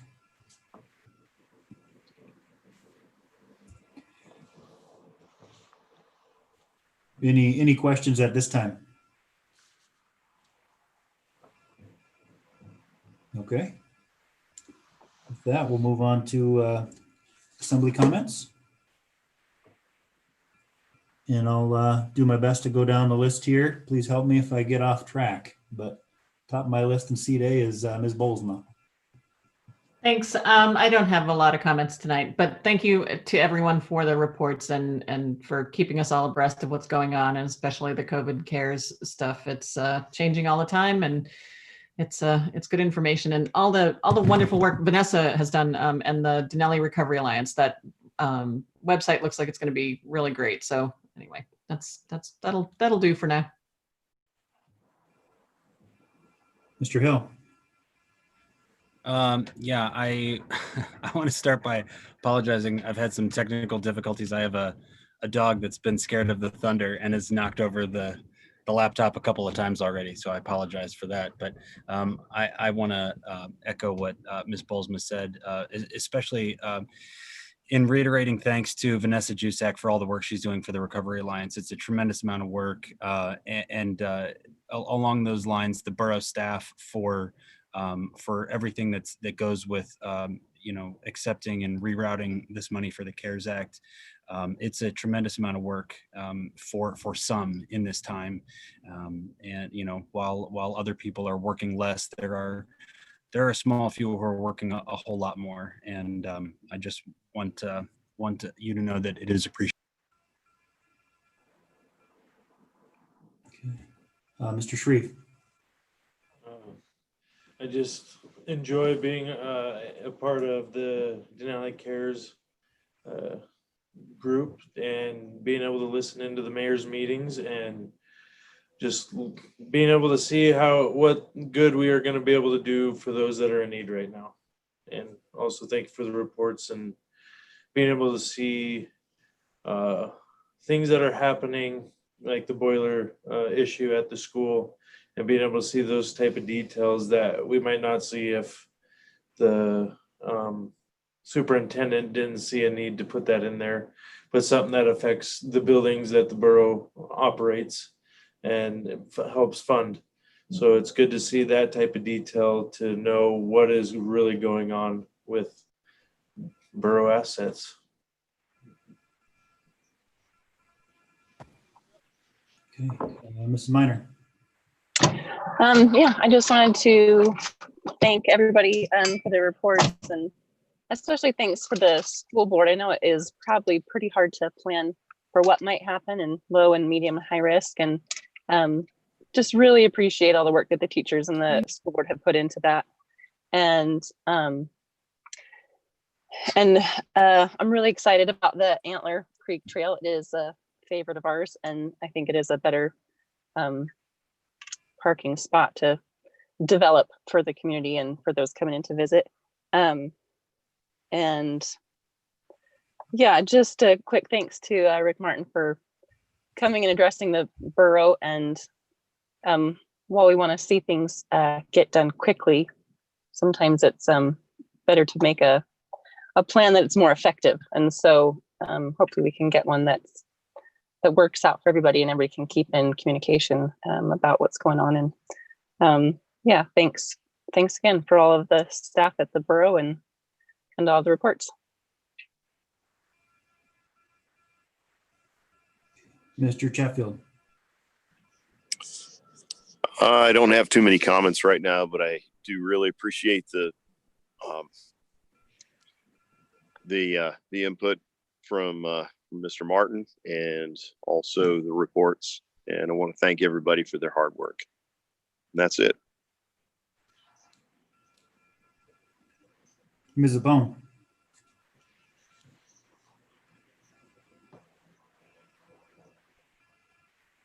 Hi, yes. I too am having animal technical difficulties. I don't know if many of you have a cat, but they love keyboards. And he's been quite attention needy this evening. However, I do want to echo some of the thanks to, the borough staff, Vanessa Jusak with her Recovery Alliance / Chamber of Commerce / CARES / everything else that she's doing to keep this community going in this time. Like I mentioned earlier, the superintendent, Mr. Polta, his reports are always so detailed that you feel like you're in the school building half the time. And I'm not sure that's the same everywhere else. So just an extra appreciation for that. I feel like with these Zoom meetings, though, we're having more meetings than normal. With that being said, I do want to apologize for missing our grant review meeting, between having a meeting every other week and then the CARES meeting and then starting a new job with my new employer. I just couldn't take that time off last week. So I do apologize for that. With this testing being available, like it's been echoed throughout this meeting so far, it is likely we will find our corona case. I'm hoping that doesn't happen. From what I can tell, there are still a lot of people being fairly responsible and at least keeping that 6-foot distance. So that's positive. Yeah, other than that, I do look forward to the end of all this, and I'm glad to be here tonight. So thank you for the opportunity to speak. Yeah, I would like to echo thanks for all the work that staff and school board have been doing. Also want to thank folks that organized a little mini march in our community with all the stuff going on around the world. It was tough for me to see a neighborhood I lived in Minneapolis burn up. But anyway, it was good to be able to participate in something locally. Spurred me to have a couple of tough conversations with my kids, which is good. Not nearly as tough as a lot of conversations people have to have with their kids, just because of where we live and how we look and stuff. So looking forward to seeing that conversation continue in our community and making sure that we're pulling our weight to make sure we don't have to have that conversation forever, but felt good just to be able to get out in our community and feel like able to participate a little bit in making the world a better place. And go to Mr. Stenger.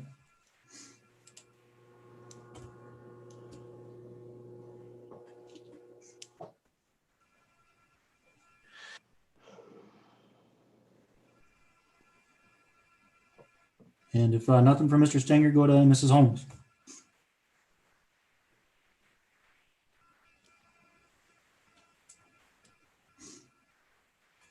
Finally hit the right button here. This whole world that we're living in right now just is not what we're used to, but we're going to make it better. Thanks. All right. And give Mr. Stenger another chance if he wants to comment.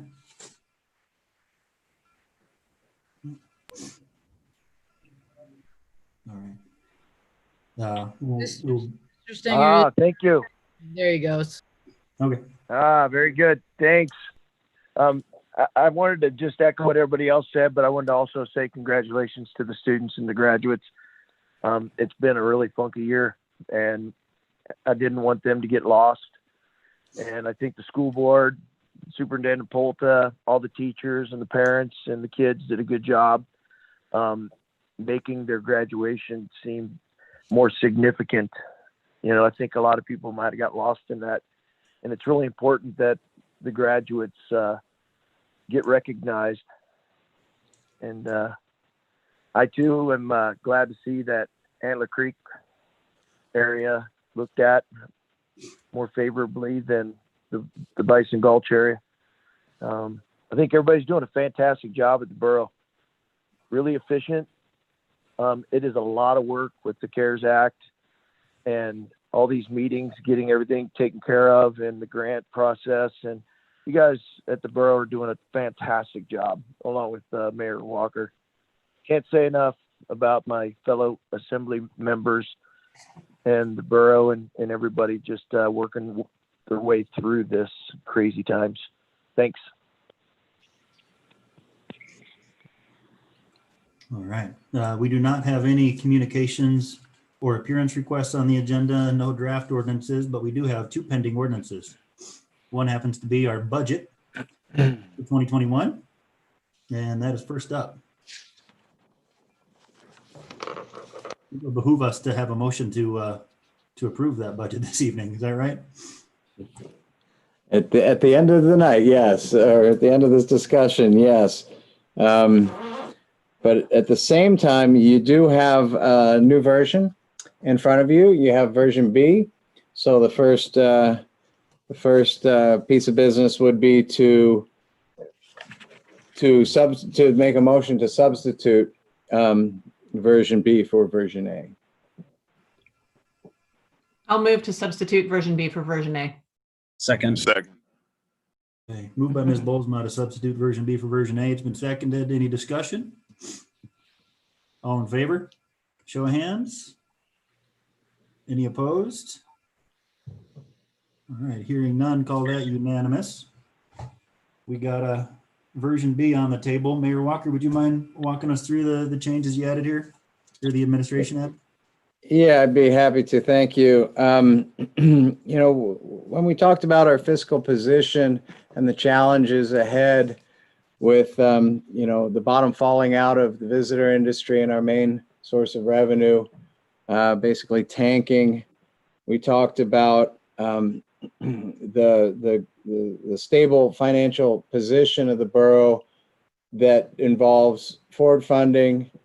It involves low debt, low to almost no debt, and you know, a rather healthy but not excessive fund balance. And we said that our charge as leaders is to get through this. We all want to get through this, right? To get through this with that stable financial foundation intact. And and if things bounce back next year in a reasonable manner, this budget is a big step towards doing just that. I'm pretty darn impressed with the way it came together, and I really appreciate all the work that went into it, and the collaboration with the school district, collaboration with the nonprofits, and and so just I want to do that kind of overview first, and then we're going to get into some details. But the overview, I am kind of a bottom line guy who does often go right to those bottom lines. In your April financial report, I was looking at those bottom lines. We had $500,000 in April this year than we did last year. That's in April. Now the losses are coming. So let's look at the total revenue of 3.1 million. And then I like to go back, turn the page, and go to expenses. General fund total expenses, 4.18 or 4.19, we'll say. And then frankly, what I almost always do is then look at the budgetary reserve, which is required by code, but we don't plan on expending that, right? And we haven't in the recent history of the borough. And that's $1 million. So then it's $1,032,000. So you take that off of the general fund expenses, and you come to actual projected expenses of 3.15 and total revenue of 3.1. We haven't had this balanced of a budget in a long time, actually. I'm rather amazed and pleased. And at the same time, it's not a sustainable budget, frankly. It's not. It has zero for fund transfers, really. And those are for long-term community needs. So that's for infrastructure. That's for capital projects. That's for major school maintenance. Yeah, those fund balances right now are healthy and can withstand a year of not injecting, no further injections, no replenishment. But in the long term, this type of budget is not sustainable. We haven't had a budget that planned to expend $3.1 million in over 10 years, but we have it this year. So let's go through it a little bit line by line, if you like. That top line, 2.1 million for overnight accommodations revenue, is half of what we received in 19, and it's certainly an estimate. It's certainly a ballpark, and we're going to lose more than half of this year's normal revenue, this summer's, I should say, because remember that fiscal year starts on July 1st, and we receive 65% of our annual revenue in that first part of the fiscal year. We receive 35% on that backside, that 2021 season, that May and June. So if May and June come back in a reasonable manner, we may hit 50% for the year. But it definitely is an estimate at this point. There's a lot. It's it's a fast changing world we're in right now. And we don't anticipate this year will be without any budget amendments. But we like to think that this one will hold for a few months at least. So that's the revenue side. Now let's go down into expenditures. Basically and remember, we combined assembly and mayor, which used to be split out for the history of the borough. Now they're combined to governmental expenses, which is really going to help accounting headaches of splitting out all these the different line items between different classes. And really, we are one borough, one team. So we'll go down and look at the items in red. These are reductions in staff salaries and benefits. Now, we're not contracting staff nor slashing benefits. We are maintaining our staffing level. In fact, with how busy everybody is, we'd be reducing our capability to respond to this crisis if we did so. We're utilizing CARES monies for employees whose jobs have been substantially dedicated to the response, and we're reflecting that in our budget. So that'll show up in your CARES reports too, some staff salary and benefits. We reduced travel and training, AML conferences, professional development conferences will be diminished, if at all, but we know the near-term ones are canceled. And that's for all, that's for all the staff there. And let's see, the next one on the insurance, those three were changed, and one, increased a little bit because those are actuals now that we actually have our insurance bill and insurance invoice, insurance numbers. Those are actuals. The others were estimates, which weren't too far off. And but yeah, insurance in general, especially on the property side, is going up. So let's flip the page. Let's come to an interesting one in green. Green's new. Green's a new addition on the top of page 2. That's hazard mitigation. We put monies new. We created a new category, new funding line item, and we plan to utilize those monies for the brush drop-off program at our solid waste facilities that does mitigate the hazard of wildfire and fire risk on people's properties. It's an important program we believe in and think worth supporting by putting $10,000 towards it there. But I think we want to talk about this line item maybe a little more if the assembly might be interested in more hazard mitigation.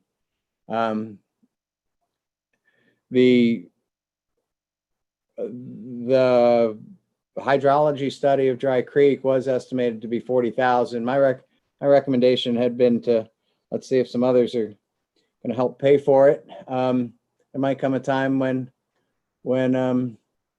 we might need to pay for it. We could look at it as a hazard mitigation project. You could look at it as potentially land management and come at it as at an allocation from the land management fund.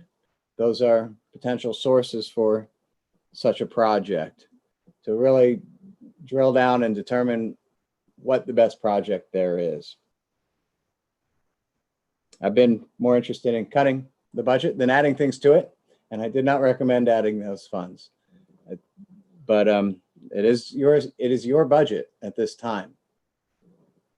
And if the assembly was so interested, a motion to amend to make that 50,000 could provide the funding for hydrology study for Dry Creek. Something to consider. Would you like me to continue further? The next one is a green new line item. That's economic development. That is a role of the borough. And while recovery efforts can be paid for by CARES funds, and we are planning on utilizing CARES funds in that manner, and are going to continue to develop that plan and bring that to you. But for now, we wanted to put a small number there for economic development, but we think it's important to have that new line item, $5,000. And then the big one, the big change is under the school district expenses. Together, and really appreciate Superintendent Polta and business official Rena working to identify those COVID response expenditures and And by identifying $730,000 there, you know, we can reduce, we can have a reduced additional allowable contribution, which is important to having a balanced budget, while also utilizing CARES monies to buttress that need. So that's reduced by 730,000. And then, you know, the transfers to fund accounts, there are a lot of zeros there. Again, let's recognize that. That's not sustainable, but we can do it this year and need to do it this year. And let's flip over to, well, you got the land management next. No changes there. And solid waste, there's one change on the revenue side.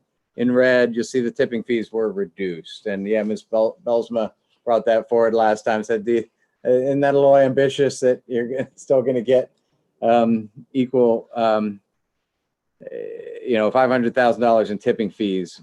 And yeah, we are seeing reduced tonnage coming in, and we did reduce that to 350. At the same time, the Clear project is going again, and that is a significant project. But yeah, the loads are decreased for certain. So I really would like to thank our treasurer, Wendy Planty, for her work for so many months in a row, so many different budget amendments that you've had before you, and so many different revisions, and constantly looking for those places to find a little savings, and happy to be presenting you with a rather balanced budget, actually.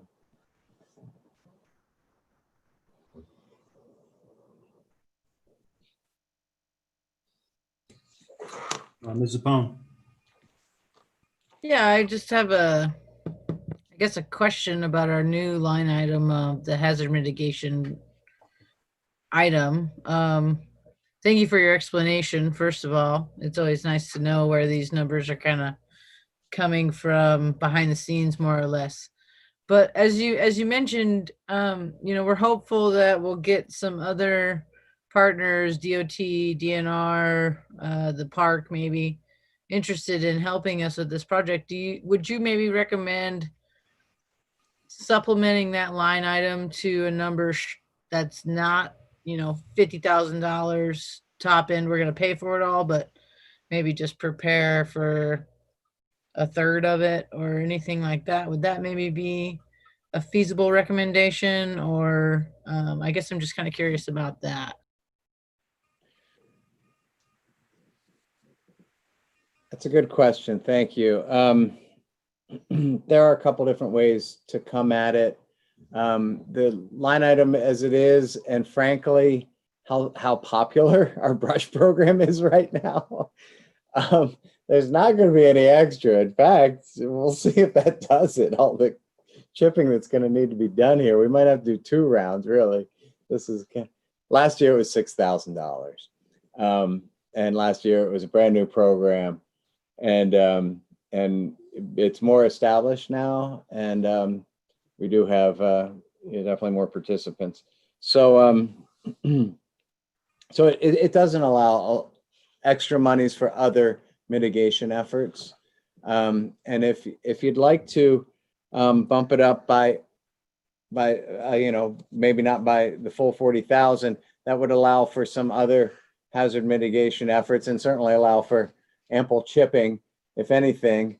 But that other idea of maybe coming at the Dry Creek hydrology study, if we want to fund that, coming from a different non-general fund account, as we're favoring right now, would I think would be the best way forward, frankly. Well, like I said in our finance committee or our CARES committee meeting, I can't remember anymore, because we're not bringing in firefighters, technically some of this CARES money could be used for fire prevention, which could technically be, did we find out something otherwise? Because last I had heard, if we're not bringing in firefighters, promoting fire prevention is a corona response effort. That was a good unless stance something in that has time and day. And very reasonable at that time. The burn ban is lifted.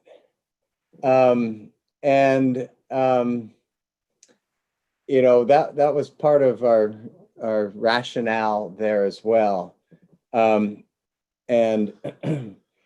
know, there is going to be interpretation of guidance along the way through the whole CARES route that's going to go towards to December 30th and on. But we also do want to be wise and good stewards of these federal monies. Certainly put them to best use in our communities, but and also by doing so in a manner that maybe won't come back to bite us, in that any misspent funds counter to guidance, the borough would be on the hook for, frankly. So yeah, there was a time when I had that at zero on the hazard mitigation. I zeroed out that line item and actually recommend it being funded now. It's raining right now. Have more. Yeah. So with I mean, I've been to the transfer station, so I've seen the participation in the brush program. And I know that it is in our best interest as the landfill owners to chip that and use it for cover, right? Is that what I understand correctly? At the landfill, we'll certainly do that, and we welcome people bringing their brush to the landfill. At Healy Transfer Station, we're not planning right now on hauling it. That would probably be, you know, hauling is expensive. And we did cover, you know, we acquire cover for free. So we're hoping that people will utilize those chips. And if it comes to another use of them, we'll look at that. Maybe there is an economic use for them here in the Healy area. Or we could apply for a burn permit. Yeah, a burn permit. Back to the brush piles. Yeah, we had a lot of brush piles in the borough that we hoped the people would and VFDs would do trainings on, and we were told by some VFDs that we're really not that interested in your training opportunities to babysit your fires, your brush piles. So so we came up with chipping, and it's gone pretty well. The short term we've done it, and we do hope to continue chipping one more year. If you don't want to fund it,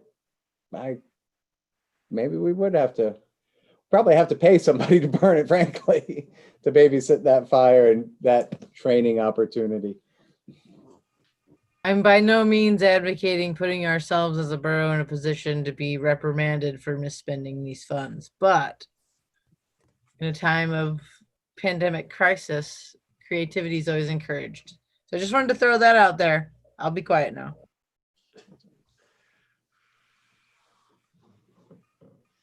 Ms. Bozeman.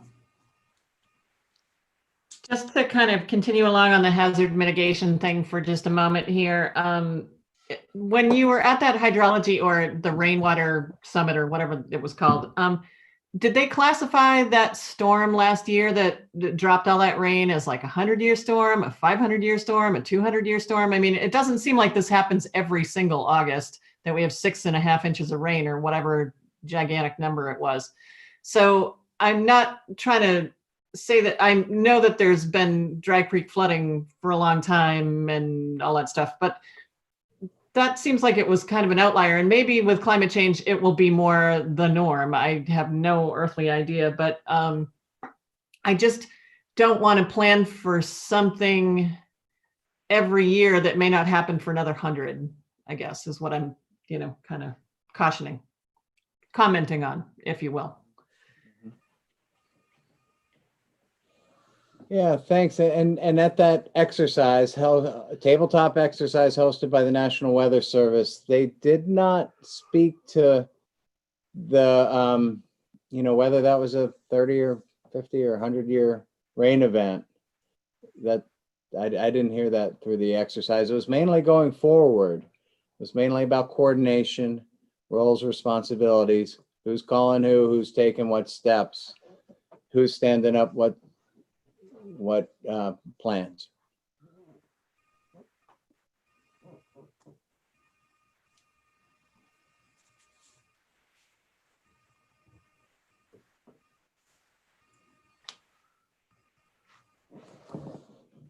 Other questions, comments, or suggested amendments for this year's budget? Yes, I have a comment. Mr. Chatfield. Dry Creek has been a chronic problem. It's not about a 100-year event or a 200-year event. This has been an ongoing issue. Back during Mayor Talarico's tenure, he was trying to deal with it. The big problem here that I see over the years has been really a lack of focal point of leadership, where someone could tie this all together, get all the parties involved, and come up with a workable plan and execute it. It's always fallen apart, and that is the problem. This rainwater comes down that drainage, and oftentimes carves new channels, and you see some differences in the way that it'll come down through the Ranch Road area, but it's been going on for a long time. And I would say this would definitely warrant our attention here for some hazard mitigation funds to at least partially fund a study. That's all I have.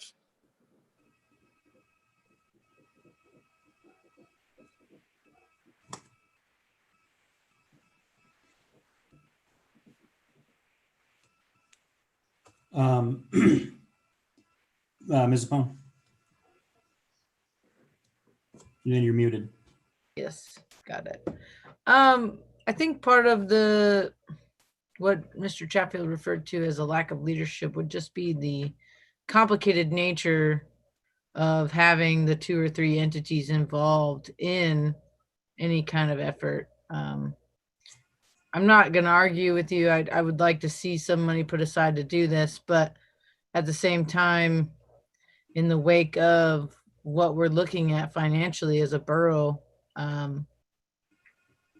without having some invested parties outside of our borough, I don't see a lot of sense in tying that money up just yet. Now, as the mayor mentioned, this is going to be the year of budget amendments, and as things develop, we're going to change things. But I guess from my perspective, like Ms. Bolsma said, even if it's only every 4th or 5th year, this might be something that's a little preemptive, but not something that we should forget about or ignore or act like it's not going to happen again.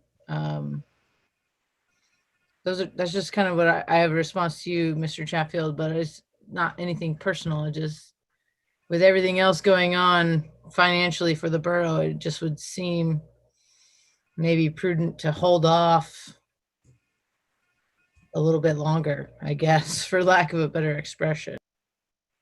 Ms. Bolsma. And just to clarify too, there's been no loss of property, right? I mean, there's been washouts on the road that have been repaired and stuff like that, but there's just nobody's house has been swept downstream, or has it even been threatened? I'm not that familiar with the place, so I honestly don't know the answer.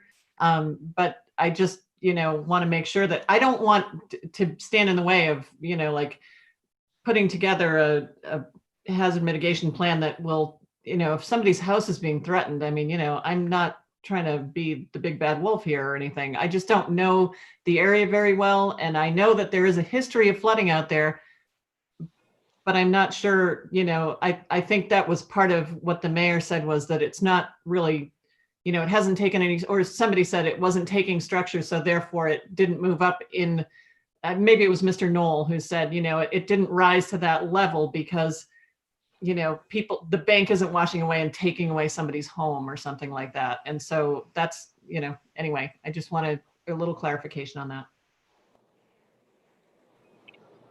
I would like to emphasize something that I said earlier. I said that we lacked a focal point of leadership, not a lack of leadership, but a focal point. And because of that, a lot of the property damage that has occurred on the Ranch Road area has gone unreported. I personally have been there during the storms last year in particular, up to my waist in water, trying to help get a person's yard shored up so that we could divert water around it. And they hauled load after load after load after load of rock and gravel into that yard to keep their house from washing away. So yes, there is a very definite problem on that road. Thank you.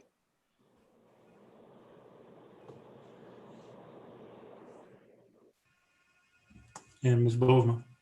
I'd like to also point out that this, similar things have happened on Carlo Creek. So, in for penny and for pound, not annually, but definitely there's been, water threatening businesses and residents, and mostly in the wintertime when there's a freeze up on Carlo Creek, but, and those residents deal with it as well. So I think there's, lots of, because we've had no zoning and things of that nature, there's been lots of places that have been built in floodplains and zones that are potentials for flooding. And, who knows, my own house may be in one of those places. We're in a low spot. It's never happened in my tenure here, but that's not to say that it couldn't or wouldn't. So anyway, there's definitely the potential throughout the borough for, property damage and those kind of things, and probably people who don't even qualify for flood insurance and things, So anyway, it's difficult to manage all of these things. And maybe Ranch Road and that area has more of a chronic problem. I know that, Dry Creek ain't that dry many times. So. I guess my thoughts on that are, I guess I'd like to see if we're going to allocate funds to address the issue, would want the borough to be clear about our role in what we, is or is not going to be done, and would like to have it kind of be strategic.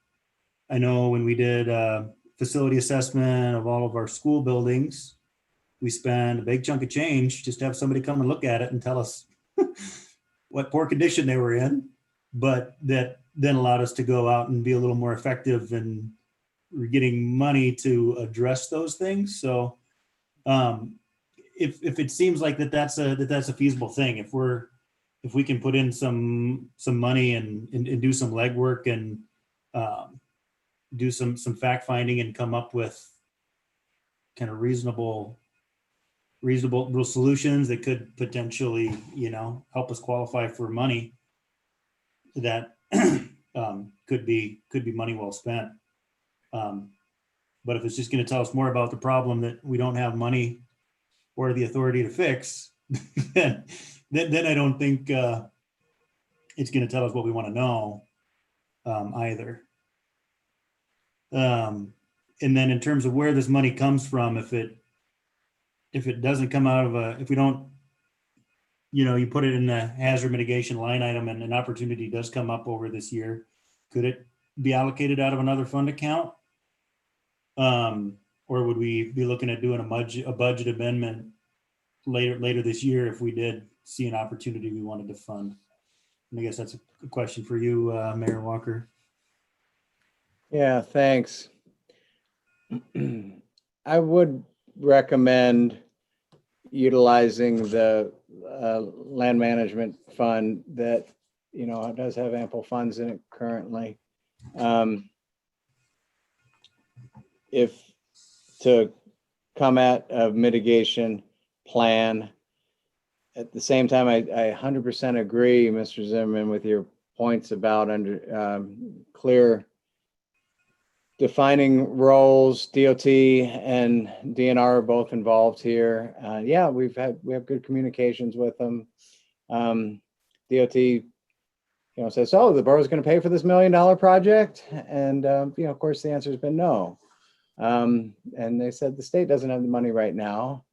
So at the same time, you know, maybe there is a lot less than $1 million solution in terms of back to some different types of you know, community effort, basically, and we're willing to work with, you know, everybody involved and have been all along, and I'll be working with them and with Chris Knoll, who's been helpful on this project. And again, I sent the update 6 weeks ago, and we'll work towards. Would you think the assembly would be interested in an allocation ordinance out of the land, which would fund a hydrology study, so long as DOT and DNR both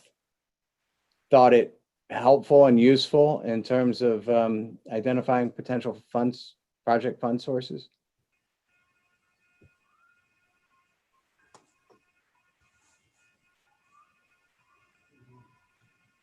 Yeah, I guess I would, for me, it would be contingent on having kind of a strategy behind it, kind of filling out the usefulness of that project. But yeah, I also see the potential with the economy and the situation that it's in, and potentially a lot of zeros getting thrown behind infrastructure projects and different stuff like that. To have a plan in place if other opportunities do become available, it's nice to be ahead of the game if those opportunities do arise, and if this kind of study is going to be a common denominator for anything that we would do going forward, and it is supported by the other agencies, then it seems like it could be money well spent. And I see Ms. Apone with her hand up. Lots of hand raising tonight.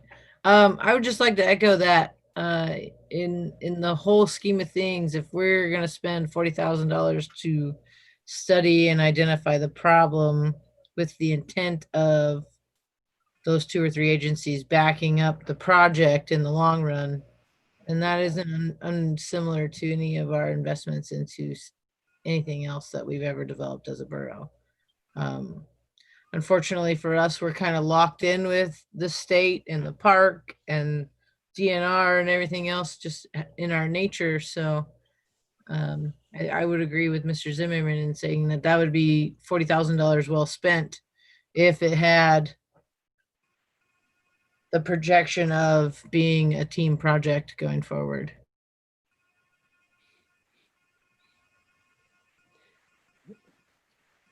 Team is in terms of who's paying for it. Well, if what's good for the borough is good for the state, what's good for the state's what's good for the state, right? So yeah, in a team essence.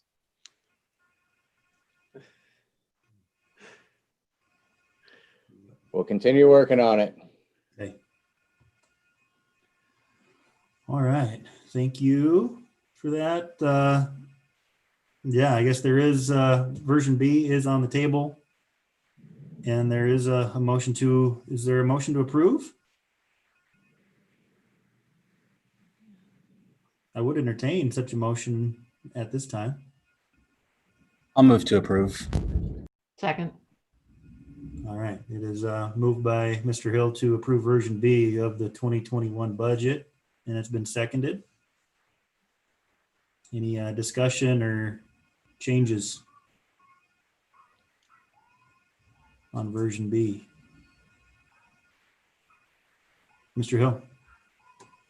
Yeah, I don't really know where this belongs in the context of this conversation, but I think it's at least worth saying or worth mentioning that I think, a lot of this is it's all intertwined. And I think there's going to be a lot of good information that comes from the surveys that Vanessa's put together for the Recovery Alliance, because I think a lot of this speaks to what the borough citizens want and expect from their local government. So, for all of us to agree that hazard mitigation is a valuable piece, for the residents of, who are affected by flooding in a dry creek area or anywhere, when something like this happens, there is a hope and an expectation that that your local government and representatives are going to step up and have your best interests in mind. And, I think that these are important things moving forward. And this, flooding has nothing to do with the pandemic, but it gives us an opportunity to take a closer look at what we want moving forward. What are our priorities going to be? And I think it's entirely different that our budget, the things that come up in our meetings may be very different in the coming years. But I have no place to put that comment, except that I just thought it was worth saying that I do see all of this being pretty reliant on every other piece.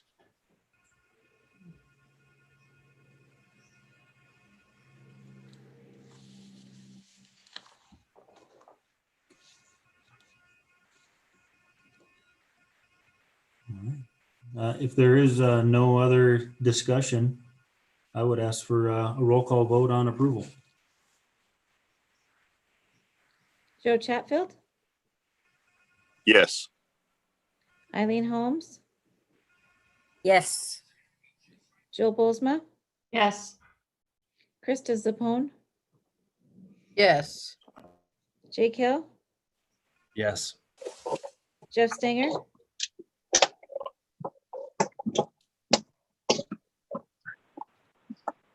Jeff Stanger. Yes. Thank you. Yes. Talon Shreve, Yes.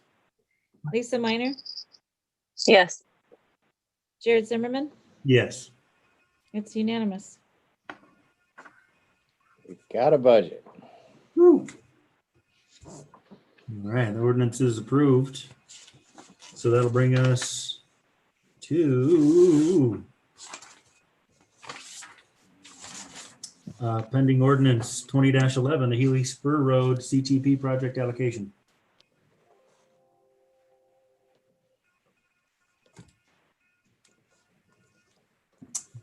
And I'll move to adopt or approve ordinance 20-11. Second. All right, moved by Ms. Boulsma to adopt ordinance 20-11, and it's been seconded. Any discussion on this? Mayor Walker, any updates? Yeah, I'll go ahead and remind the assembly that at the prior meeting, when you finalized the FY21 budget through another amendment, we did transfer the half of the permanent fund earnings, which was over 56,000, into the Parks and Rec fund with the intention of supporting this project. And this is the second meeting on this ordinance. I think it's ready to go. And you have a little more project information. You asked about the extent of the wide shoulders. It's in your packet on board. It carries from, of course, the intersection of the Parks Highway on down the Healy Spur Road to Carbon Way it is, which is about a mile and a half down. About a mile and a half down. And the wide shoulders are on both sides. And, it'll be a significant safety improvement for the many users of the currently poor to non-existent shoulder of that road.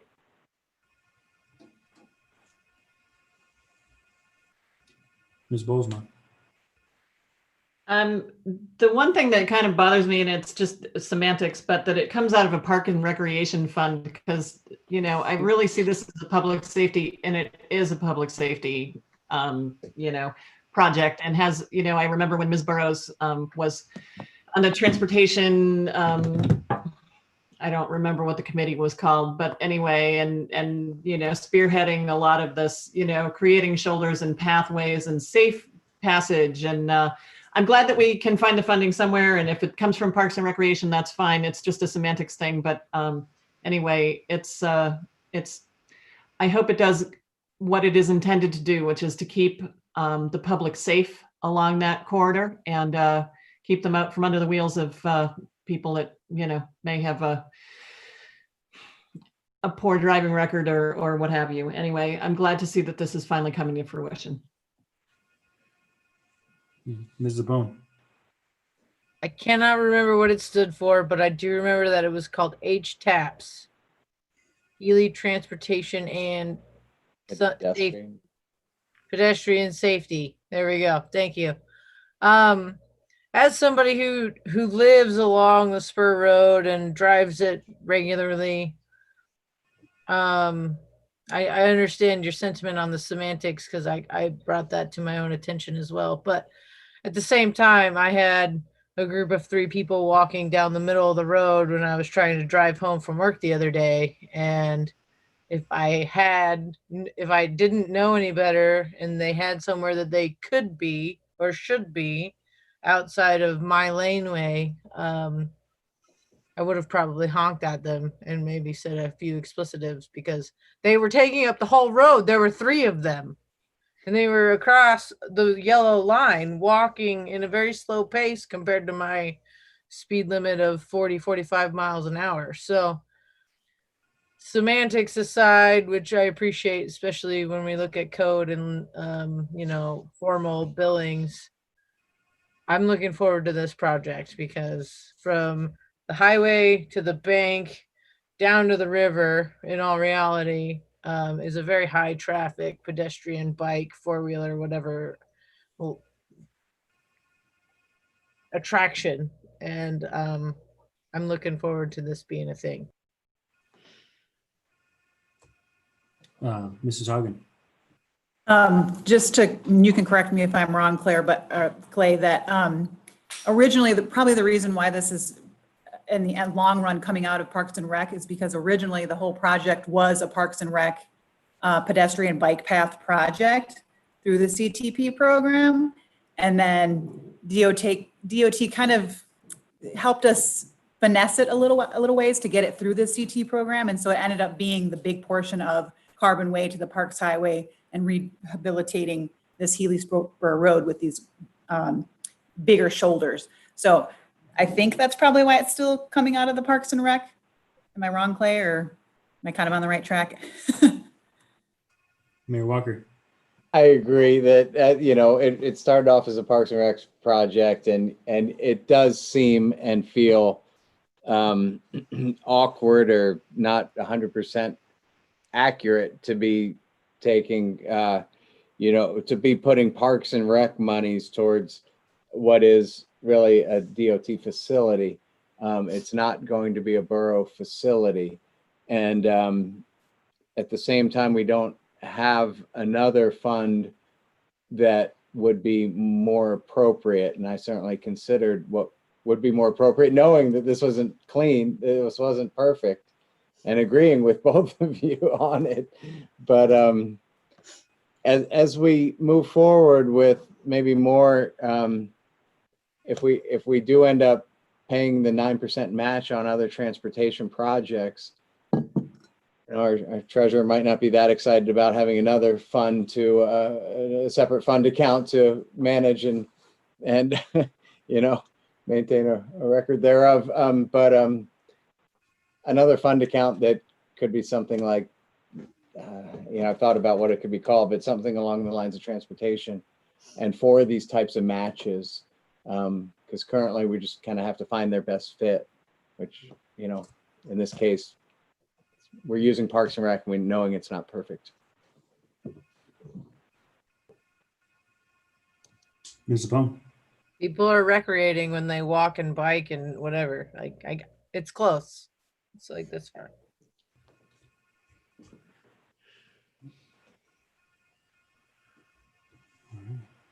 Any other discussion on the ordinance? The motion is to adopt.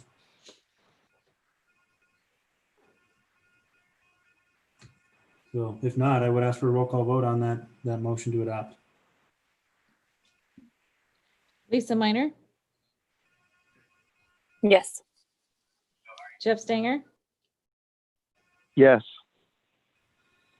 Eileen Holmes, Yes. Krista Zapone, Yes. Jill Bozeman, Yes. Talon Shreve, Yes. Jake Hill, Yes. Joe Chatfield, Yes. Jared Zimmerman. Yes. It's unanimous. All right, the ordinance is adopted. We have no resolutions on the agenda. We do have public comments under other business. I do have a public comment. Okay, Go ahead and state your name, please. James Govan. Is that James Govan? James Govan, Dry Creek. Okay, go ahead, Mr. Govan. Yes, I'd like to encourage the borough for funding of the hydrology study and agree with Rick Martin and the desire for the landowners affected by Dry Creek flooding to have a borough facilitated meeting. Longtime residents of Dry Creek, the flooding has been getting more and more extreme each year. There's a crown developing on Dry Creek and it's pushing it towards the east, affecting our properties. Our property and that of Mr. Keith are the first ones to get hit every year. I'd also look forward to the Planning Commission tour of Otto Lake in August and hope that the public is able to attend and look forward to the Assembly review of the land management plans. Lastly, I'd like to know if there's been any forward movement on the bus. I know that the mayor was going to go out there in March and if anything's happened. Thank you. Appreciate it. Thank you, Mr. Govan. Any other public comments? And Mayor Walker, do you want to address the question about the bus that was on our agenda a few months ago? Yeah, the Assembly passed that resolution encouraging the state to relocate the bus. And there was some momentum there, which waned with the pandemic. It definitely took a back burner for, I think, for some in the state, and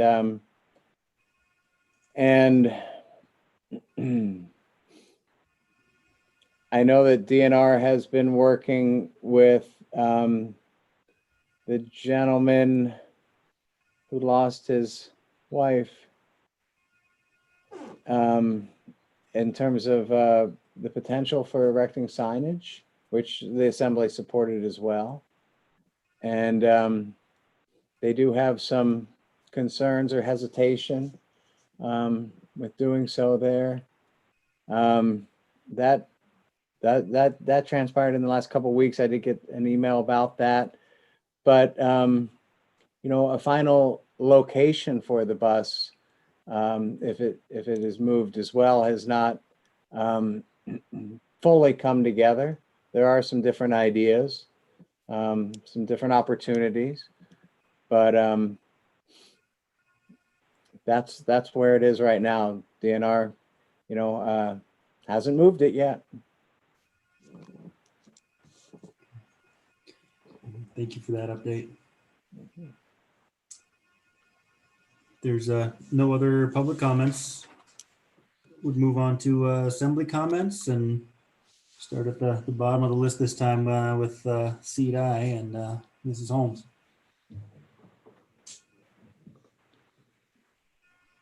I just want to thank everybody for hanging in there with us tonight. I am still very impressed by the reports that we get. Mayor Walker, in all the hours he spends doing his job, then he still puts together one heck of a report for us. Same with Dan Polta and Vanessa. I don't know how she keeps up with everything, but she does well. Thank you. Dinger. Yeah, I just like to say it was a productive meeting. And as far as Dry Creek goes, I'm sure, something needs to be addressed. But if it's not done right, it's going to make it worse. So we'll have to look at getting that hydrology report done. Yeah, good meeting. I think we got a lot done. And I think we're heading in the right direction. Okay. Yeah, thanks everybody. Thanks for folks joining us online and people calling in to comment. All the testing or the increase in testing is great, but I guess like I have been for the last couple months now, kind of waiting for that arrival notice to be here in the borough, and I've certainly appreciated being able to be out and about and being a little bit more social over the last month or so, and certainly improved my quality of life having things open up across the state a little bit, but then certainly increasing increasing positive cases going along with that. So trying to prepare myself mentally for I don't know that the government's gonna lock us back down again, but might have to increase my personal responsibility a little bit if people do start getting sick around here. So those are my thoughts. Certainly look forward to meeting y'all in person again someday. But in the meantime, thanks for everybody doing such a great job tolerating all this virtual stuff. And go on to Ms. Apone. First thoughts first, because that's my style. If they need a place to put the bus, the Denali Borough has park property on Otter Lake Road that could make a very popular tourist attraction that could help us develop that park property out there that we were gifted. That's my first thought. Doesn't need a response, but a thought all the same. I'd like to echo Mr. Stenger and Ms. Holmes and Mr. Zimmerman just about the quality of the reports, the effort on all of our behalf to keep on top of the Denali Borough and what it looks like going forward, which is in the past years, this is kind of like coast through easy time, and that doesn't seem to be the case. So kudos to all of us. During his report, the mayor mentioned that we are a team, and I've said that in previous statements. I'm gonna say that again tonight.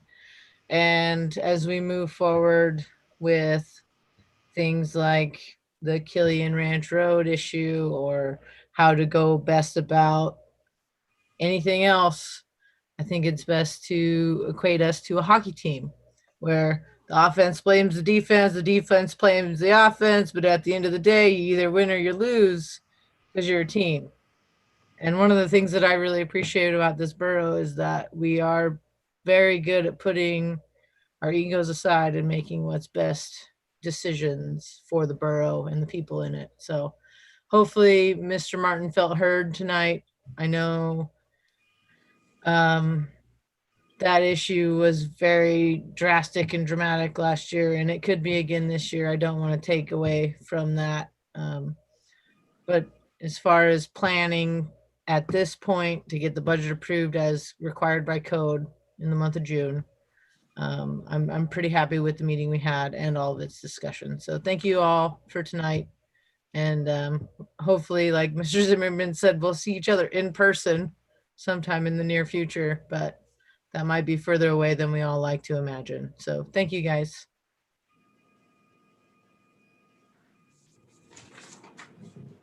Mr. Chatfield.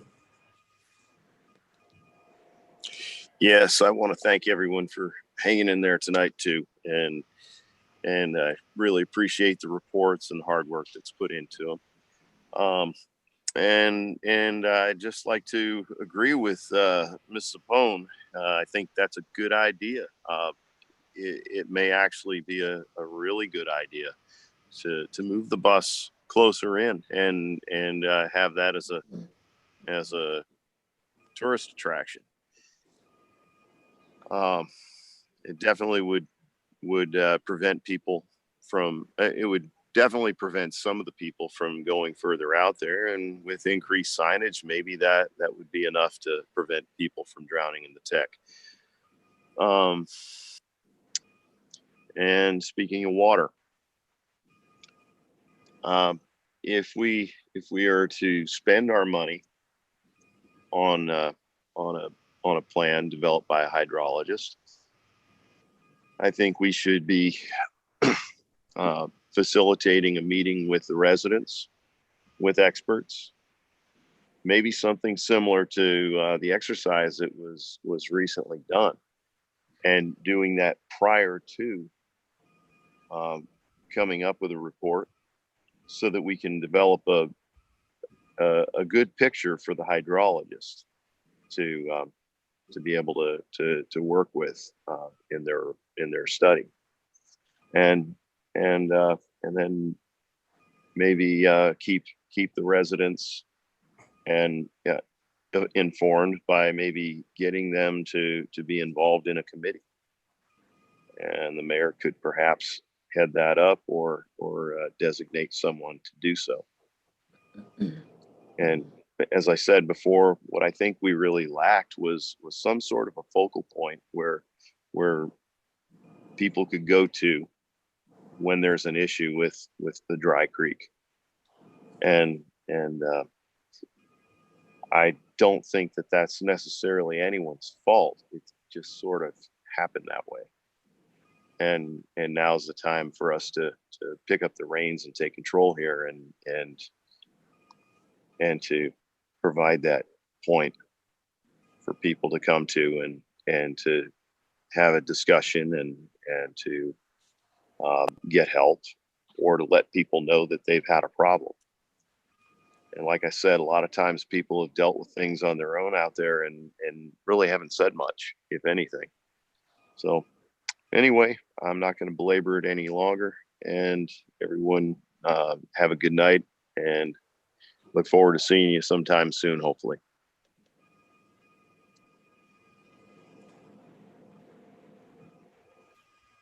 Mrs. Minor.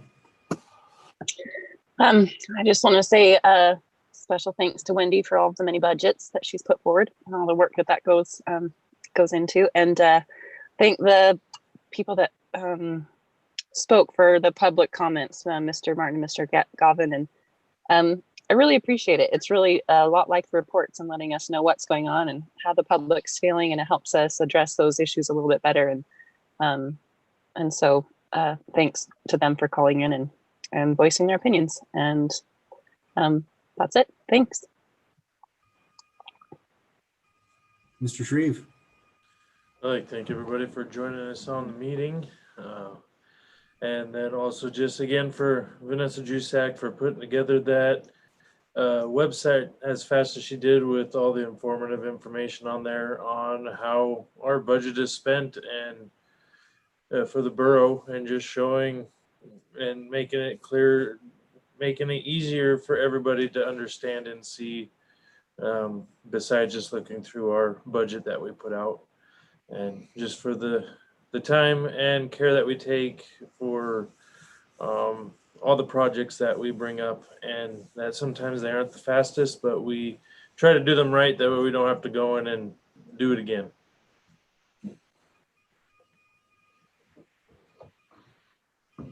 Ms. Bozeman. I'm sorry, Mr. Hill. Yeah, I just want to continue the line of thanks.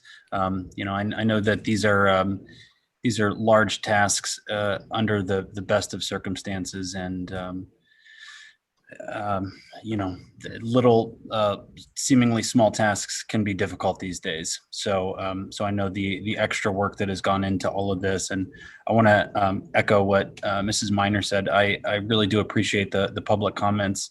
I know that we have all it's taking some getting used to operate in this format, and the public comment is not ideal. And so I appreciate that those who called in, and I appreciate Sherry being there on the line to facilitate that.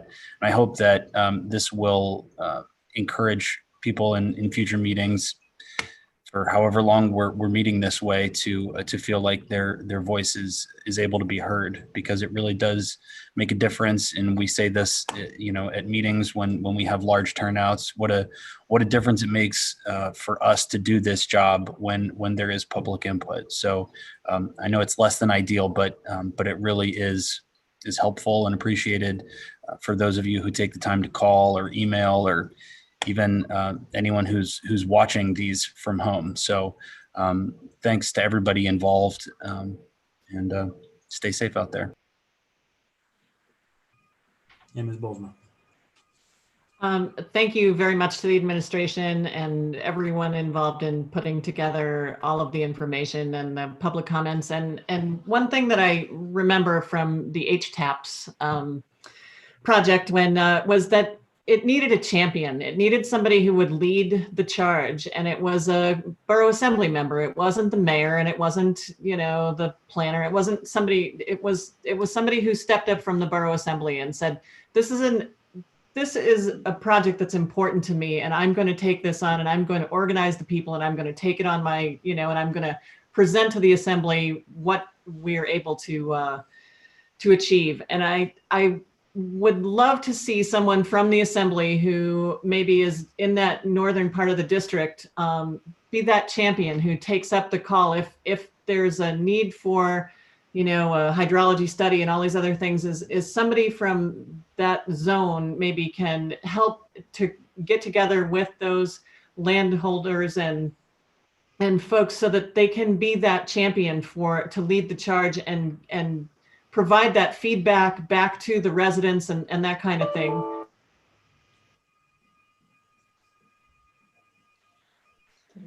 Did we just lose? What happened? I think we might have lost Ms. Bolzma. She froze. Oh no. Thought it was. She was on a roll. Yeah. Like to give Ms. Bolzma. She comes back to life here.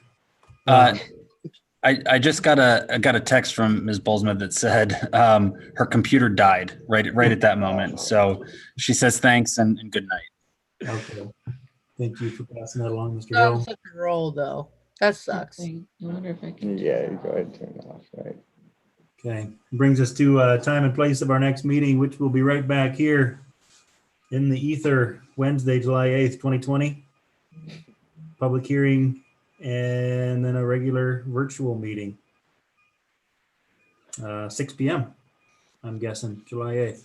So see you all then. We've got a motion to adjourn. Yeah, Ms. Bolzma moved to adjourn. Second Ms. Bolzma's motion. Lithium gavel coming down hard. All right. It has been a long night. Thank you, everybody. And with that, we'll go call this one a wrap. All right. Thanks, everybody. Good night. Good night. Night.